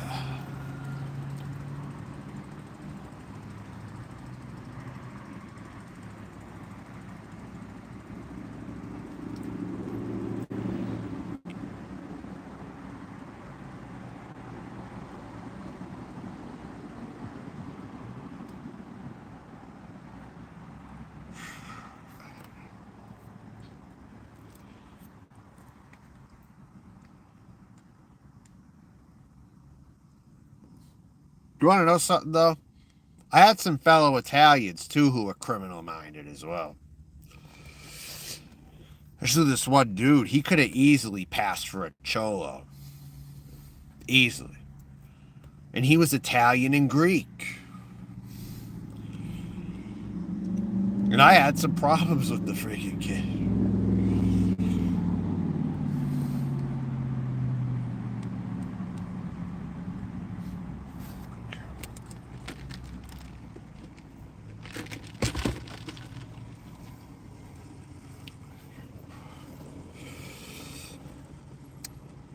I don't know. I don't know if Mark Ferrara became mean or not. It doesn't seem like he did.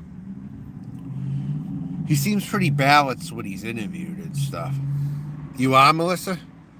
Yeah, Utah does have Hispanics, don't they? They have like a smaller... Well, yeah, that's right. Utah was Mexico, wasn't it, Melissa? It was Mexico at one point. I think it was. Hey, Melissa, what race do you think I pass for? Because I'm white on the census, but I don't feel like I'm white, really. I feel like I'm misraced and I'm misgendered on the census.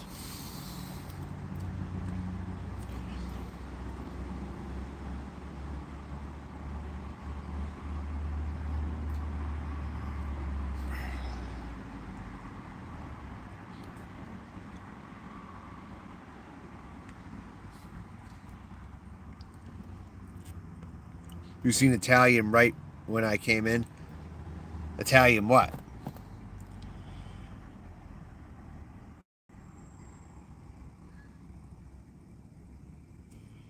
What did you see? I'm confused. What?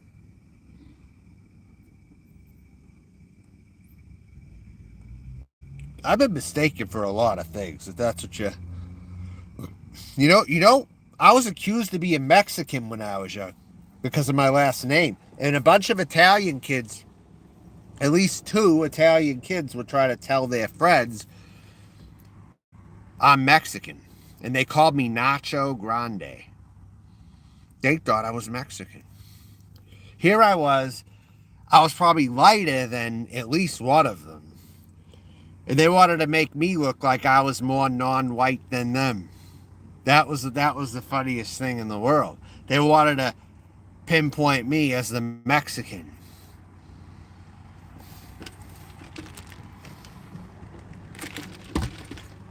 I was a pretty damn tall Mexican if that was the case. See, I'll joke around, I'll say, yeah, I'm a tall Mexican. And people think I look Jewish, too. So then I told another kid that, you know what he says to me? He's like, oh, wonderful. A Jewish kid with the Mexican last name.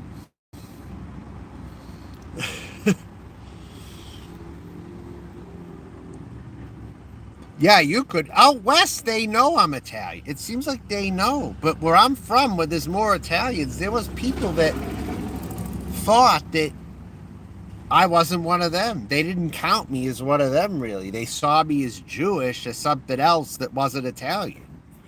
Growing up in the Northeast, but out west, I asked people, what's my name? I even asked another Italian business owner here, like, what do you think my last name is? I was just tested to see if he would give a different answer. Or the same answer as the Italians on the East Coast, some of them. And he said, yeah, you're Italian. I'm like, yeah, because a few Italians that I was classmates with didn't think I was when I grew up east. It's like, well, they're Irish anyway up there. They don't really know what they're talking about. That's what he says to me. I like to test people. I like to see what people say sometimes. So, you know how that goes.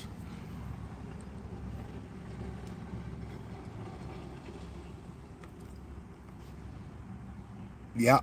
Well, I have olive skin. I like to think I have brown skin, you know?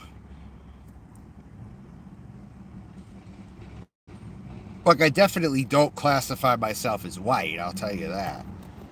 It's on the census, like a police write a report or something, they put me as race white or something, it shows up on my license, even though I don't, yeah, it still shows up somewhere in the system, you know? I think my birth records or whatever might show it, but... Yes. It's, you know who else does too? Middle Easterns have the same thing.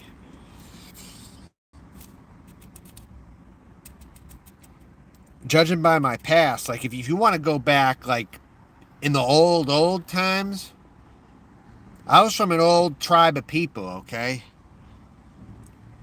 They were descended from the Turkey area. Like Anatolia, Turkey. That's where I feel I come from, the Anatolian Turkish line.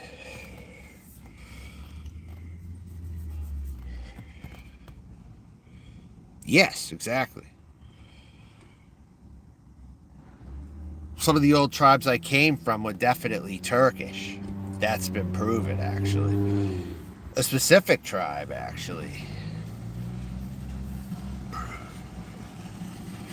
Which were, I don't know if you follow ancient tribes, Melissa, okay?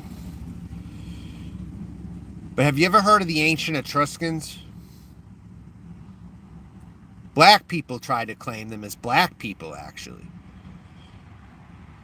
Like Afrocentrics believe that the ancient Etruscans are their people, really. They want to claim us as black.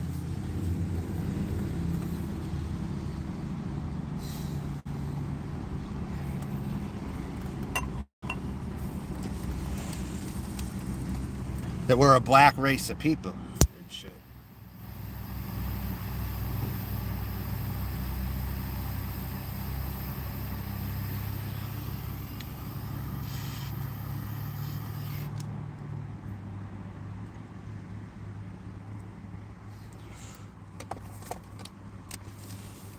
And if you read some of those websites, what they write, they show old photos of Sicilians. The hair, the look, and they're all of skin, but they still count them as black people, really. And then I don't know if you know about this group of people, the Black Irish. But the Black Irish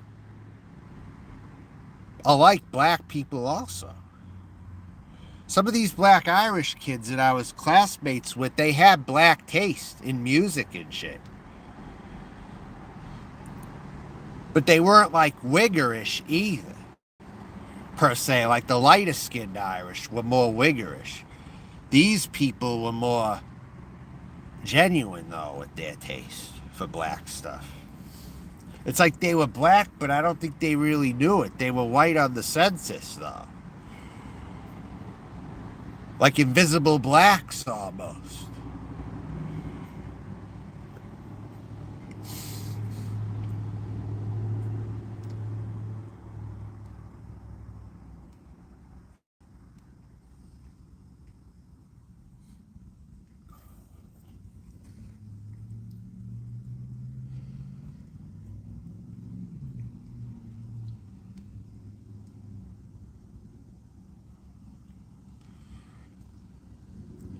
Then you have some black Scottish people out there. They call it black Scottish, black Irish.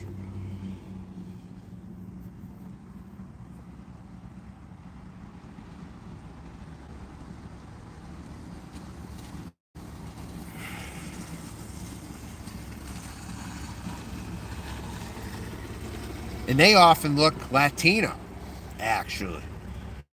Like how the native Mexicans look. The mixed Mexicans, like the indigenous, Spanish mixed, indigenous, and all that. They can pass for Latino sometimes. That's the other thing, too.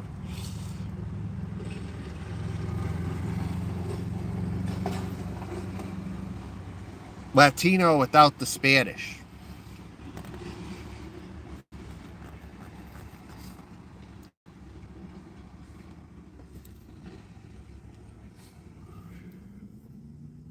You have? I could see that, maybe. How about Portuguese? There's a lot of Portuguese where I'm actually from. Portuguese is very common.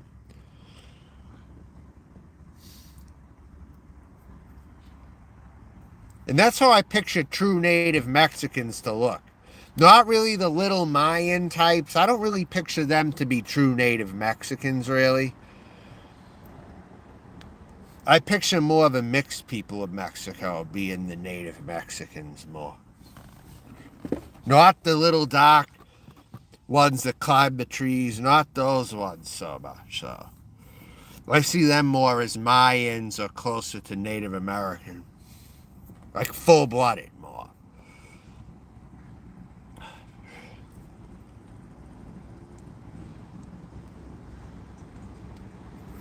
I swear, I was out here before, and one morning I wake up, I look up at a palm tree,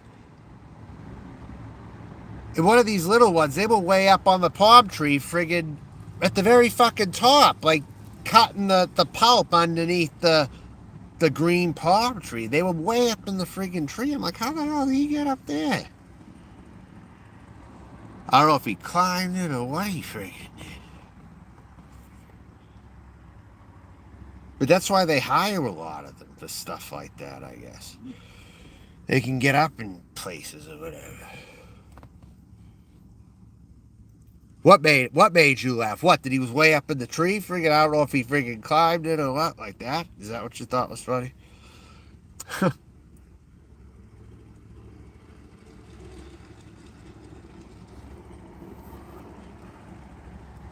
Oh, yeah. Yeah, I woke up one morning, he was up in a friggin' tree. How the hell did he get up there? I was thinking, what the fuck?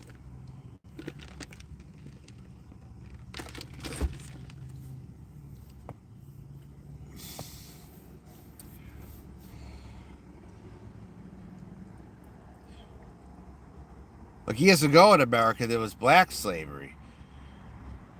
And now blacks moved up from the slavery era and shit, and now they're hiring them for the cheaper work or whatever. So, all the stuff that Americans don't really do, you could say. One thing I notice about the race hierarchy is when new people come to this country, black people are always ahead of them when they come in, but then as these people move up, they go above black people, and black people are seen at the bottom by the hierarchy. That's what the hierarchy says. Not what I say, but that's what the hierarchy says.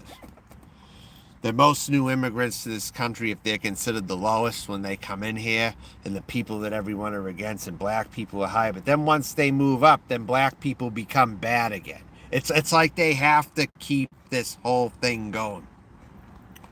Like there's always a bad race of people, you know. And that's really what's fucked up about America, you know. There's when new people come here, they're demonized and all this crap. It was the Muslims for a while, and still.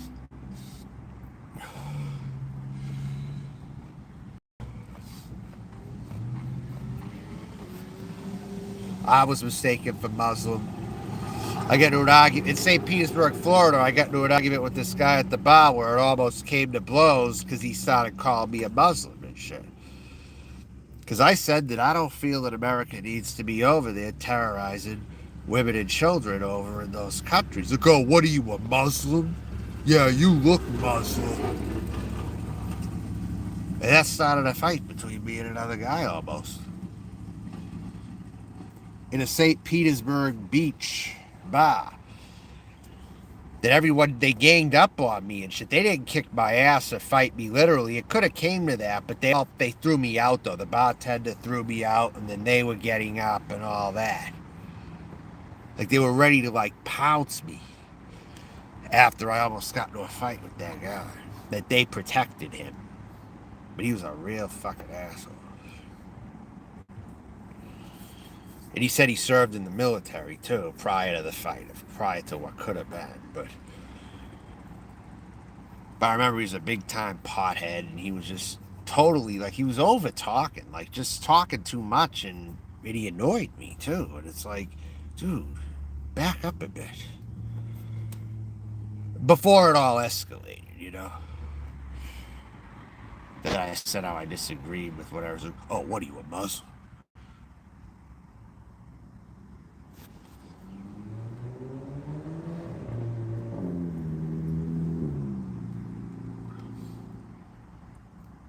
Real trashy place, though. I didn't go back. I think I left him a bad review or something, though.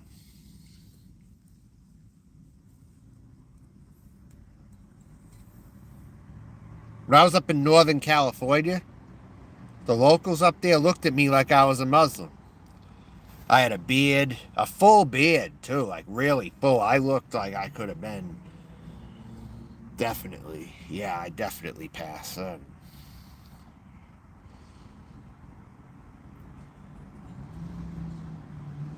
Someone's always giving me trouble no matter what.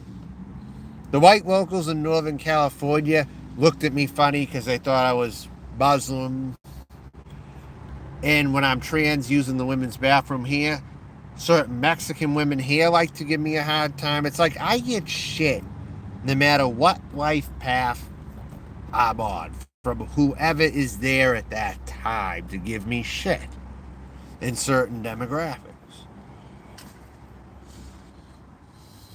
It's the story of my life, really.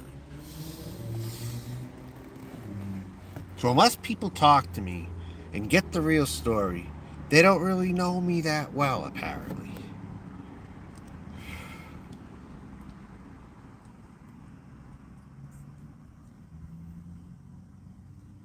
I had a very condescending woman one time, an older woman, sit next to me in a bar from the San Francisco area. She moved up to Auburn because my mom lived in Auburn at one time.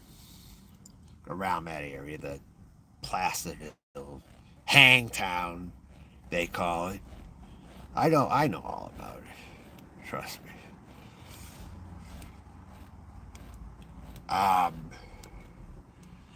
And yeah, she was being condescending. Fuck me. But you're like terrorists for sure. Like in our conversations, like, you're really ignorant, you know? You are really fucking ignorant.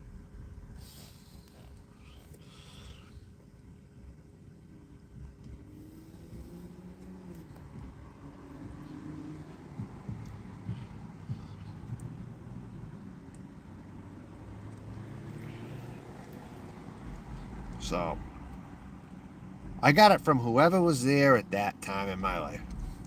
And right now it just happens to be more Latino women on the life path I am on right now.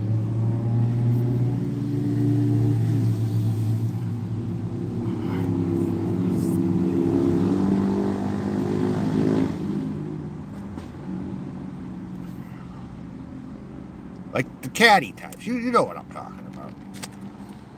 They'll wait outside the restroom and talk in their own language, and then when I get out and they look at me funny and shit, I don't go for that crap. That is prejudice, bigoted shit. They're just as bad as those white locals who looked at me funny for being Muslim.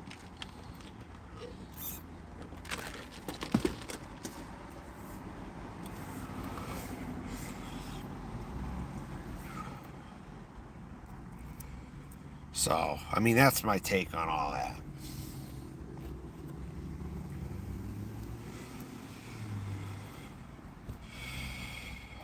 What time is it? Running a little low. Anyone have any last words before I shut down? And I want to do a stream, maybe about an hour. I went to. Yeah, it is disrespect. People are disrespectful, period. You know? It's funny how things work, isn't it? Sometimes how you see a pattern coming from certain people, you know? It's not like it's a mix of different people all the time doing it to you. It's usually a certain person for whatever they feel they have to gang up and discriminate you for whatever you are or whatever you appear to them. Sometimes it can be white people, and other times it can be Latinas too.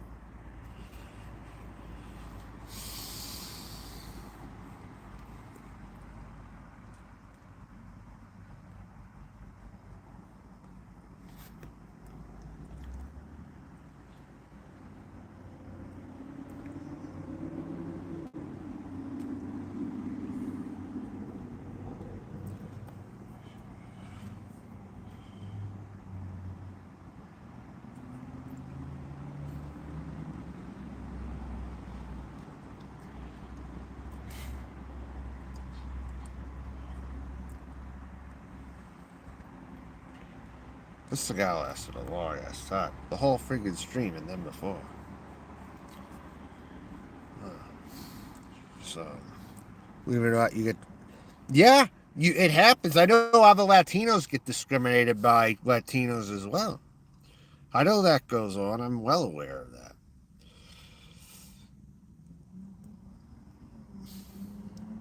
Do you think that a lot of the day laborer men have a lot of opinions that are racial? Because I think it's more of a women, to be honest with you. If I had to pick what sex they are, maybe. What do you think? It's mostly the women, isn't it? Or maybe the men who are married to the women, maybe, too. Something like that.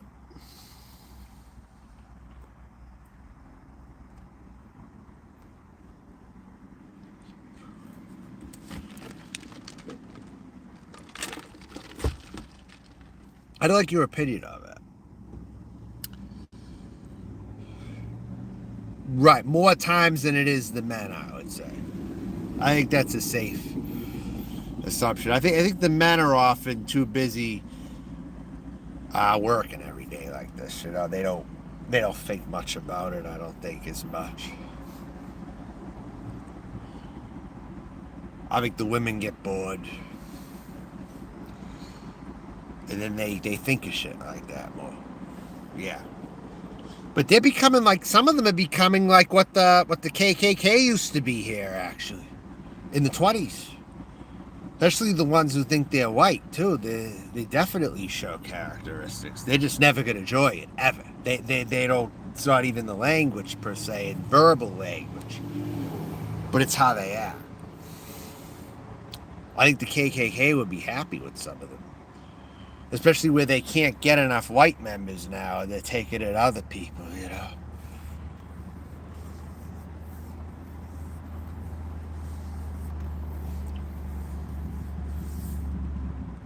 Right. So that's the world I see.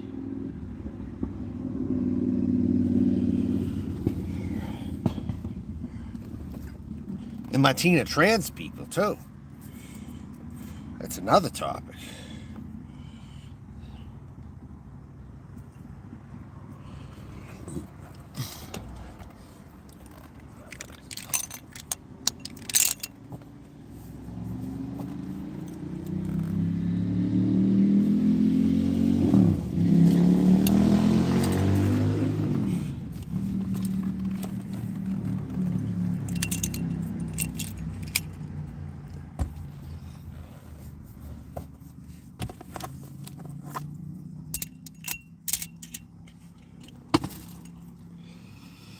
So yeah, hey, they can be, yeah, definitely. I'm glad you're admitting that. It's a cultural problem that even that some have with each other as well.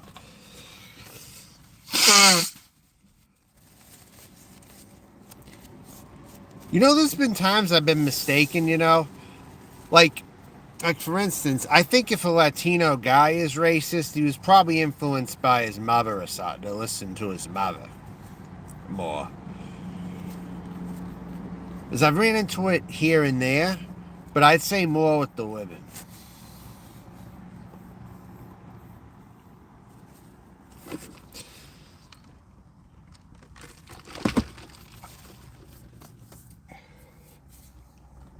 And what else? Like, what was it?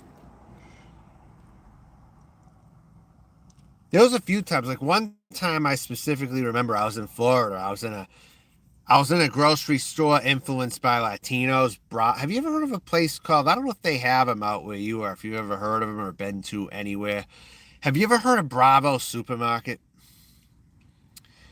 They're in Florida, typically. In some other areas, I don't know. But this place called Bravo Supermarket, they have Latino groceries there and stuff like that. And years ago, I was at one of them, like, looking to get groceries or something, or a few things or something. And one time a guy speaks to me in Spanish, thinking that I'm Hispanic, I guess, because he spoke to me in Spanish.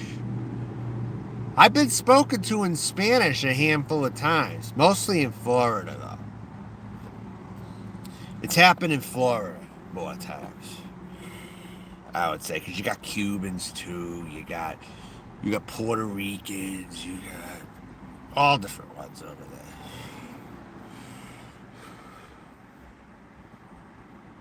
I guess if you saw me here or there, they thought they could speak Spanish to me. I had to say, no, I don't speak Spanish.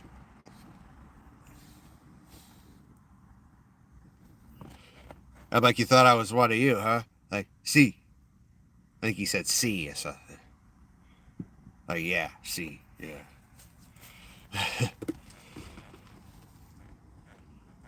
So I remember it happening a few times in Florida. I got spoken Spanish too.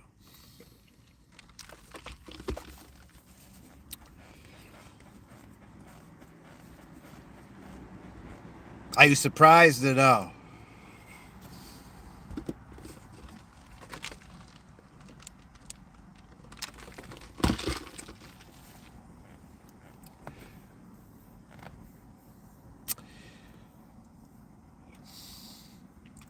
I had them toss back at me thinking I didn't know Spanish. Oh, so you're seen as more Americanized to some of them then. That's what's going on. So you're more part of the Tex-Mex culture, if that makes sense? Are you more part of the Tex-Mex type society? I guess I could use that, Tex-Mex society. I don't know. You're more part of that. Yeah, because there is the difference. Yeah. Like in Colorado, I went to this Tex-Mex restaurant. And the women working there were very nice, actually. In the Tex-Mex restaurant that I went to. One or two, maybe. Specifically one, though. And it was very Americanized, I would say. It was good food, but it was more Tex-Mex. It was tasty. And even they said, yeah, we're more of a Tex-Mex restaurant. We're not exactly authentic, but we're still very flavorful, and we have good prices here that keep people coming back.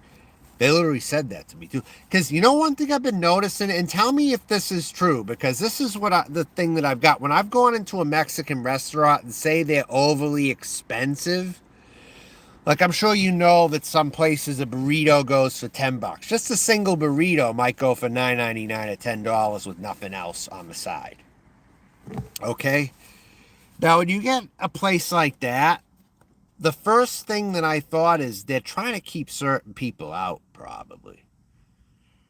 Because they're not going to get the white customers who look for the better prices. They're not going to get those people if they're putting those prices. I think they just get their own migrant people that are more willing to pay, I guess, to support their own people a bit more. They're more, I think, race conscious, if that makes sense. Probably if they're charging more for it.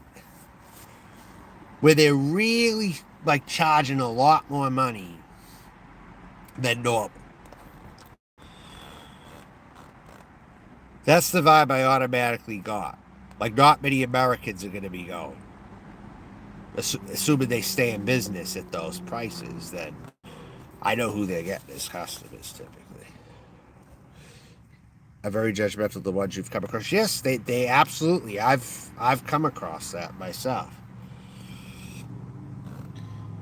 But then there's a few of these migrant workers I see out here and stuff. I don't get that vibe from them as much per se. Because sometimes I'll watch and I'll look at who's around here and there, you know. And sometimes it's in the looks too, you know, like how some people look maybe. I get the feeling like this person's just a regular working guy, it seems like. Here.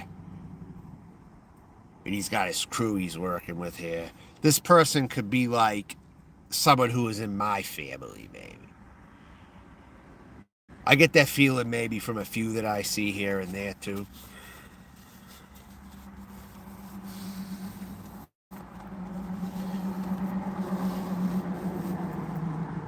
Well, then you see the day laborers, and they all sit down like in parking lots and stuff day by day and whatever. And there's some I see, they don't really match that prototype, I guess you could say. But there's other ones who might, but then you see the ones who don't like, and they're the ones just sitting around and whatever, and they're just talking all the time or whatever, and all that kind of thing while they're waiting or whatever. And they park chairs up in parking lots. Like literally, in one location I saw, they literally had a chair in a parking space. And then one of them might have been up away from the parking space, then another was in a parking space, and then another was in a parking space, and then another, like 4 of them, like kind of just standing or sitting there or whatever, and they were talking or whatever and looking or whatever. Not all, but many. Yeah, sounds about right.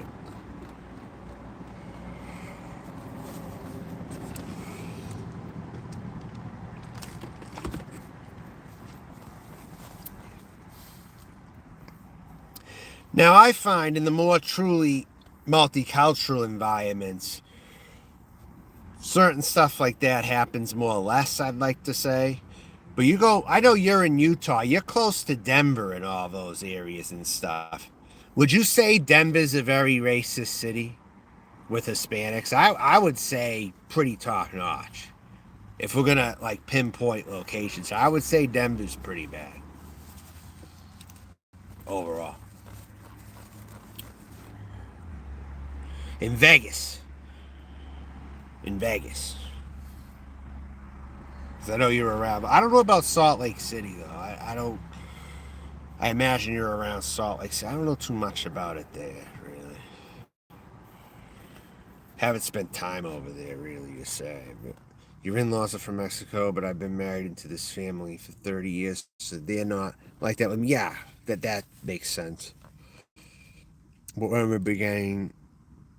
I must say, the beginning of what?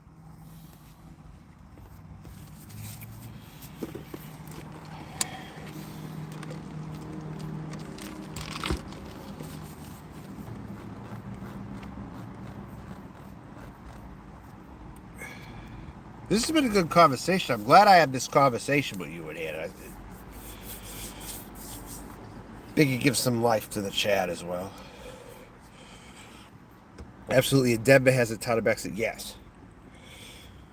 And there are Americanized ones there who are nice, but I don't think it's as many of them. Maybe a long time ago there were more, but I think as more migrants came into Denver, maybe not as much, because I did find a few nice ones over there who've lived there many years or whatever. Like the Tex-Mex restaurant I went to, that's one example. And there was an older woman, too, who was talking to me. She was definitely of Native American, Hispanic type descent. And whatever. She reminded me of my grandmother, actually. So there are a few out there, but a lot, no. That's what I would say. In the beginning of me marrying into family. Oh, all right, okay. Wow. So here you are, you're of Mexican descent, and you get shit from the Mexican family you married in. Oh, God damn. Damn.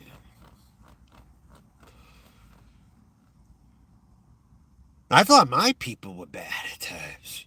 But no, this takes the cake. Because my aunt really doesn't like Sicilians, and she's like almost 90 years old. She's like 90-ish. And she used to talk about how she didn't care for Sicilians. The Sicilians didn't accept me very much either.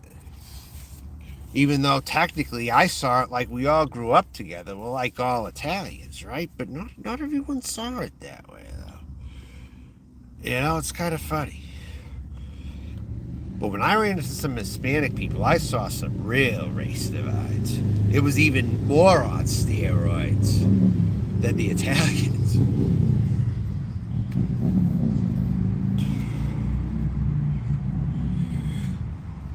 Salt Lake has a lot now. I know they have Mexican food. I know they have that and stuff. I don't know how influenced it is, though. I always saw Salt Lake City as like a 90% white city. I always did. Like, even when I saw the Utah Jazz, everyone in the audience was white whenever I would watch. It's like, you go to Utah, it's like the purest, whitest city. Unless that changed. It probably changed, is what I'm thinking. Probably within the last 10, 20 years. Maybe 15. Because no one really went to Utah, really. Except maybe, I think, if you like skiing or something. Skiing and, like, what else? I don't know. Yeah, that's stupid. That's stupid. But people are going to be that way. That's... Just hold your head up high, right? And just show them differently. That's all, right?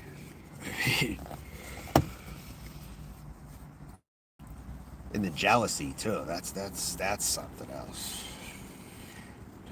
Seeing me as competition as well.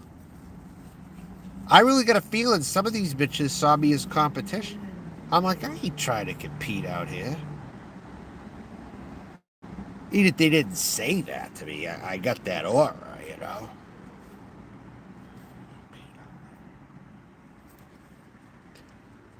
Did you catch the story how there was a woman in Denver who literally looked up my skirt and saw I wasn't wearing any underwear and got on me for showing my junk? And I wasn't even nude. I had a long skirt on. She had to look up pretty far to see that. So she was like pervert on me, and she was amazed what she saw, I friggin' think. And she gave me shit for it, and it started an argument, and she even said she was going to call the police as she was leaving. Like, are you going to call the fucking police on me? You're the one who fucking started with me, you bitch. Get the fuck out of my face, I say. I got all Northeast on her ass. Huge band concerts for real?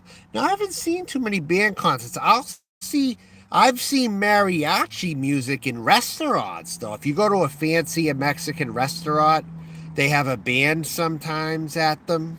I know. Where they serve the margaritas in those nice glasses, like, that are like that. And they got the salt on them and shit. By the way, whenever I've drank margaritas, I don't take salt. I don't take salt. I don't like salt in them. I hate it, actually. I hate the salt on the rim thing.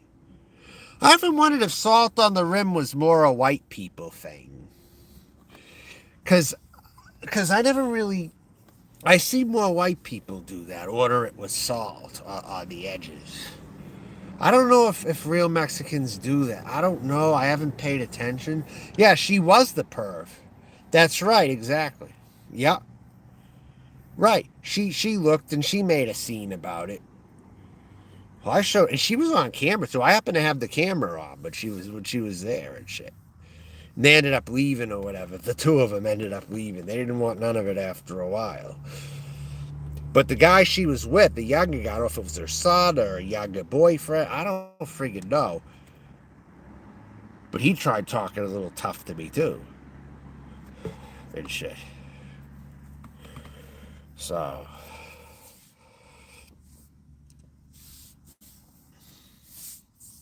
yeah. So you relate well to my experiences that I'm talking about. Again, I'm glad I'm having this conversation with you. It's good. So people know exactly where I'm coming from and whatnot. Here in Utah, there is always some kind of big Mexican... Oh, really? Because I was in places where the Mexican population was big, and I haven't really... I've seen flea markets, though, in California that were Mexican influenced. Versus the ones I grew up as a kid where it was mostly like fried dough and breakfast food. And mostly white people everywhere. When I went to California, it was literally like being in Mexico. They have like those churros. What are those things? They're ring snacks. They look kind of like onion rings. They're like big rings. I think they sell them at flea markets and shit. They're not chicharrones. I know that they're not chicharrones. There's something else. I can't think of the name. I don't eat them, so.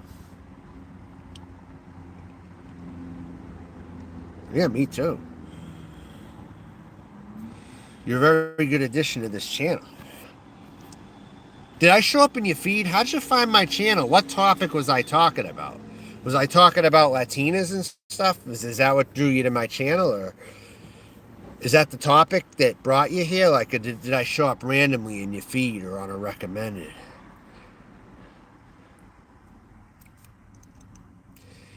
I'm sorry, your introduction that you got booted by a rogue mod of mine. By the way, none of which have been in here tonight.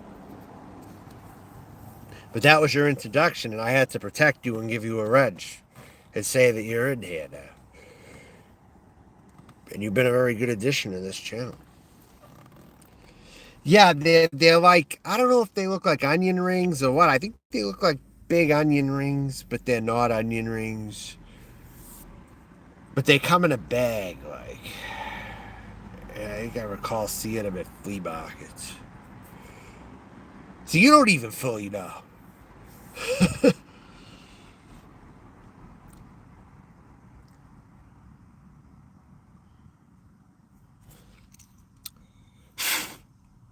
I've eaten some off-the-wall food, too. You've seen some things that I've ate on this channel. I've ate some pretty off-the-wall things. But chickarones, I know. I have a hard time with chickarones. Like, I remember when I used to eat a bag of pork rinds. I was eating them before. And they were just so disgustingly salty. I couldn't freaking stand it. It was like eating a bag of salt, I remember. Except when they had chickarones, I thought of pork rinds automatically.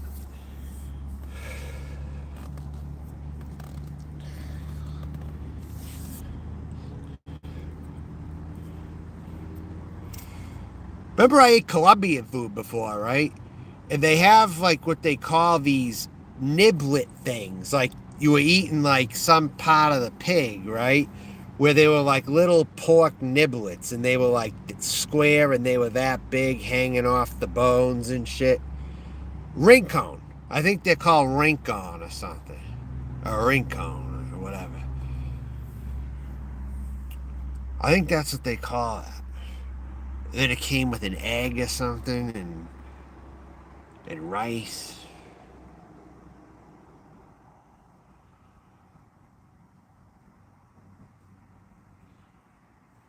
But I haven't really seen that on a Mexican menu. It was more Colombian, that one.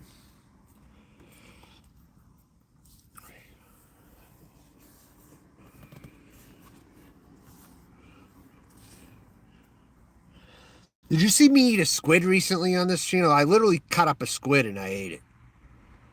A cold steamed squid.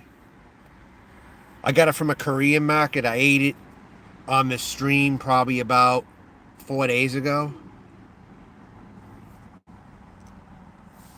Then I got a raw piece of halibut. Cut it up. Ate it. Dipped it in hot mustard.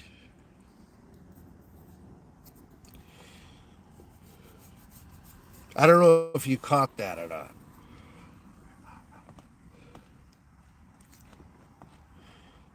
That was some pretty good eating.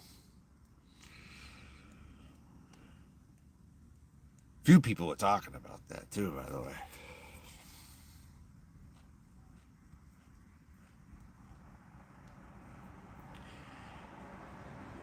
Then I went to this buffet. I think it was Monday or Tuesday. I forget. I think Monday. You know, I ate all the sushi. And then I had cooked fish also.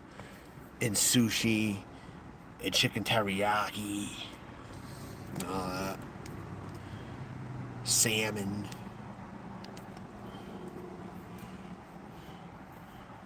You hate squid? Oh, squid's delicious. You know,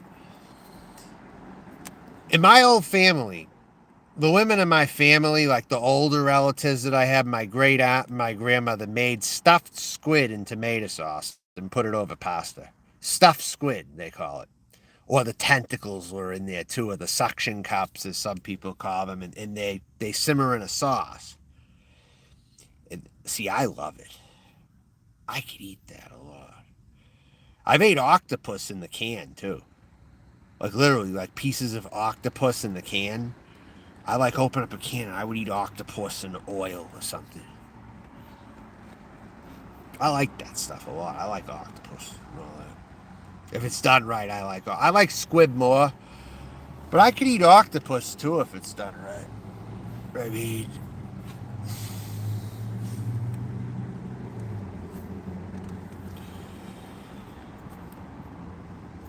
What else did I eat? I'm trying to think of something else that I ate that was kind of different. I have gotten barbacoa before. In lingua. I've gotten that when I've gotten burritos before. Whenever I've gone to a Mexican restaurant. Sometimes, you know what I'll do? If there's all different types of meats out there to pick from, and say I want a burrito or a chimichanga, I'll just randomly say, I want a lingua chimichanga. Or something like that. So I will get stuff like that too sometimes. What else? What else will I get? Some other stuff. Oh. I like bone marrow as well. Like if you get like bone marrow out of asabuco or something like that, the bone marrow, it's so freaking good. I'm telling you right now. Like from Bio Asabuco saying you get the bone marrow in one of those, or lamb. So good.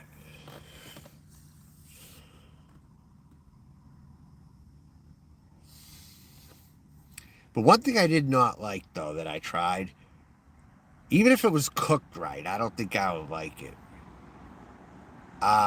Pork liver. Pork liver. Yeah. I do not like pork liver. But no, squid sauce is really good, though. Squid sauce, and to give it more flavor, you put garlic in it, and you put in some, what's it called? Anchovy paste. Anchovy paste gives it flavor, actually. It'll make your chickens are the best. I think you like them. What's chilaquiles? What are those? I don't know what those are.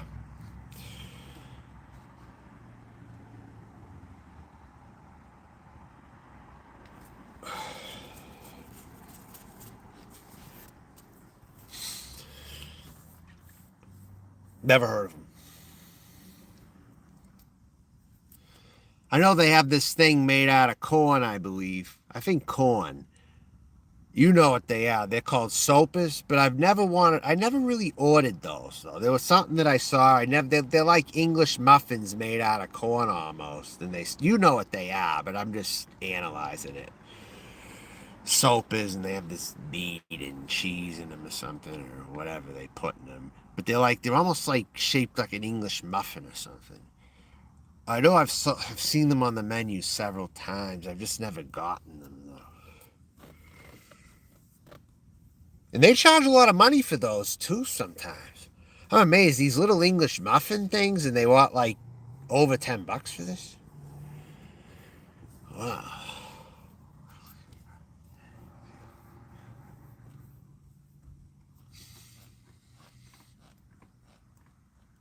My grandmother was so funny when she analyzed Mexican food. You know what she says?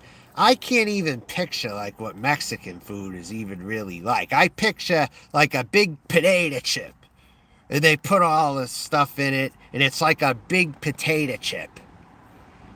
That was her analyzation when I was talking about Mexican food with her. When I had Mexican food, she's like, I couldn't eat Mexican food. Isn't it too spicy? I'm like, not all the time. You know, because I talked about how I had good Mexican food, and it was like the best thing since sliced bread, because when I had any good Mexican food in the Northeast, it was like a novelty, because they didn't have Mexican food really up there too much. They had a few places.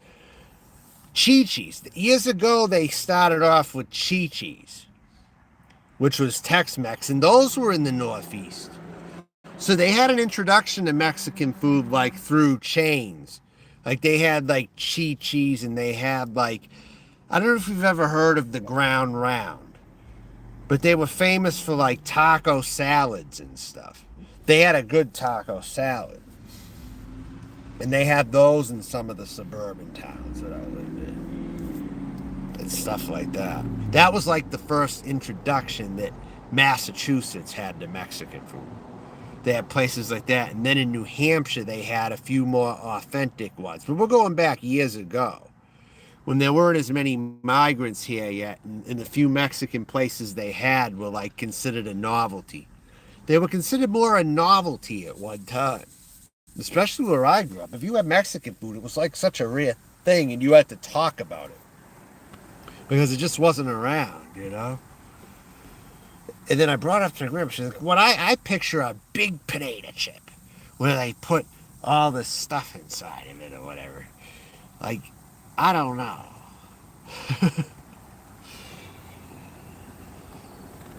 It's funny hearing her talk though, about it.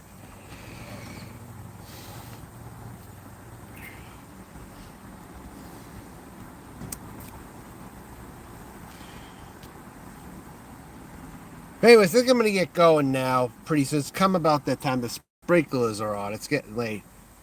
The sprinklers are now on. So any last words before I shut up? Oh, they're good. I never really got them, though. It's like corn tortillas fried with chicken, Mexican cheese, and a green... Oh, it sounds good. It's like a quesadilla then, right? If they're fried with chicken inside of them, they're kind of... like fried shut kind of with the cheese, almost like how quesadillas are, right? That's how I picture those. All right, Melissa, well, thanks again, all right? This has been a good talk, and this has been a pretty decent live stream, all things considered. And I broke my silence on the other stuff going on. If you go back in the stream earlier tonight, I gave my opinion on the whole cruiser situation. How this guy is this guy, and I'm going to close out by talking about this, okay? This fucking guy, Cruiser, has been in as many women's shorts as I can think. He's been skirt chasing in this friggin' community for a long friggin' time. And mostly with women that want nothing to do with them in a romantic relationship. And they already have boyfriends or something. It's like pointless. And truthfully, Trisha may not have a boyfriend, but she still doesn't want him in that way. I'll tell you that right now. Last time I saw Truthfully Trisha on a live stream, you know what she was actually doing? Eating a Subway sub. That's what she was doing the last time I saw her. I've grown to like Truthfully Trisha.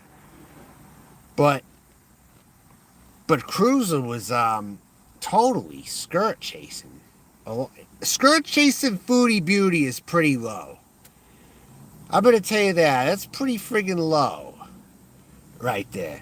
Because I'll tell you something about Foodie Beauty. I talked Foodie Beauty up when I first came across her. I'm like, Foodie Beauty's a nice person. Stop picking on Foodie Beauty. But I was kind of trolling too. They're nice people. Pete's and Foodie Beauty are like the best people. They don't need you people trolling them. You know? And I was kind of jumping a little bit on that bandwagon. But then I'm like, yeah, I see what Foodie Beauty's doing now. This isn't even worth my time anymore. It was fun to play around with, but nothing more. Now I hear Cruiser is skirt chasing Foodie Beauty. That's pretty friggin' low. Not for nothing. And even as messed up as Molasses is, she would have been loyal to you. I mean, all things considered. And if anyone out there, not necessarily naming Molasses, but if anyone out there supposedly needs to be in a mental hospital, my advice is don't go.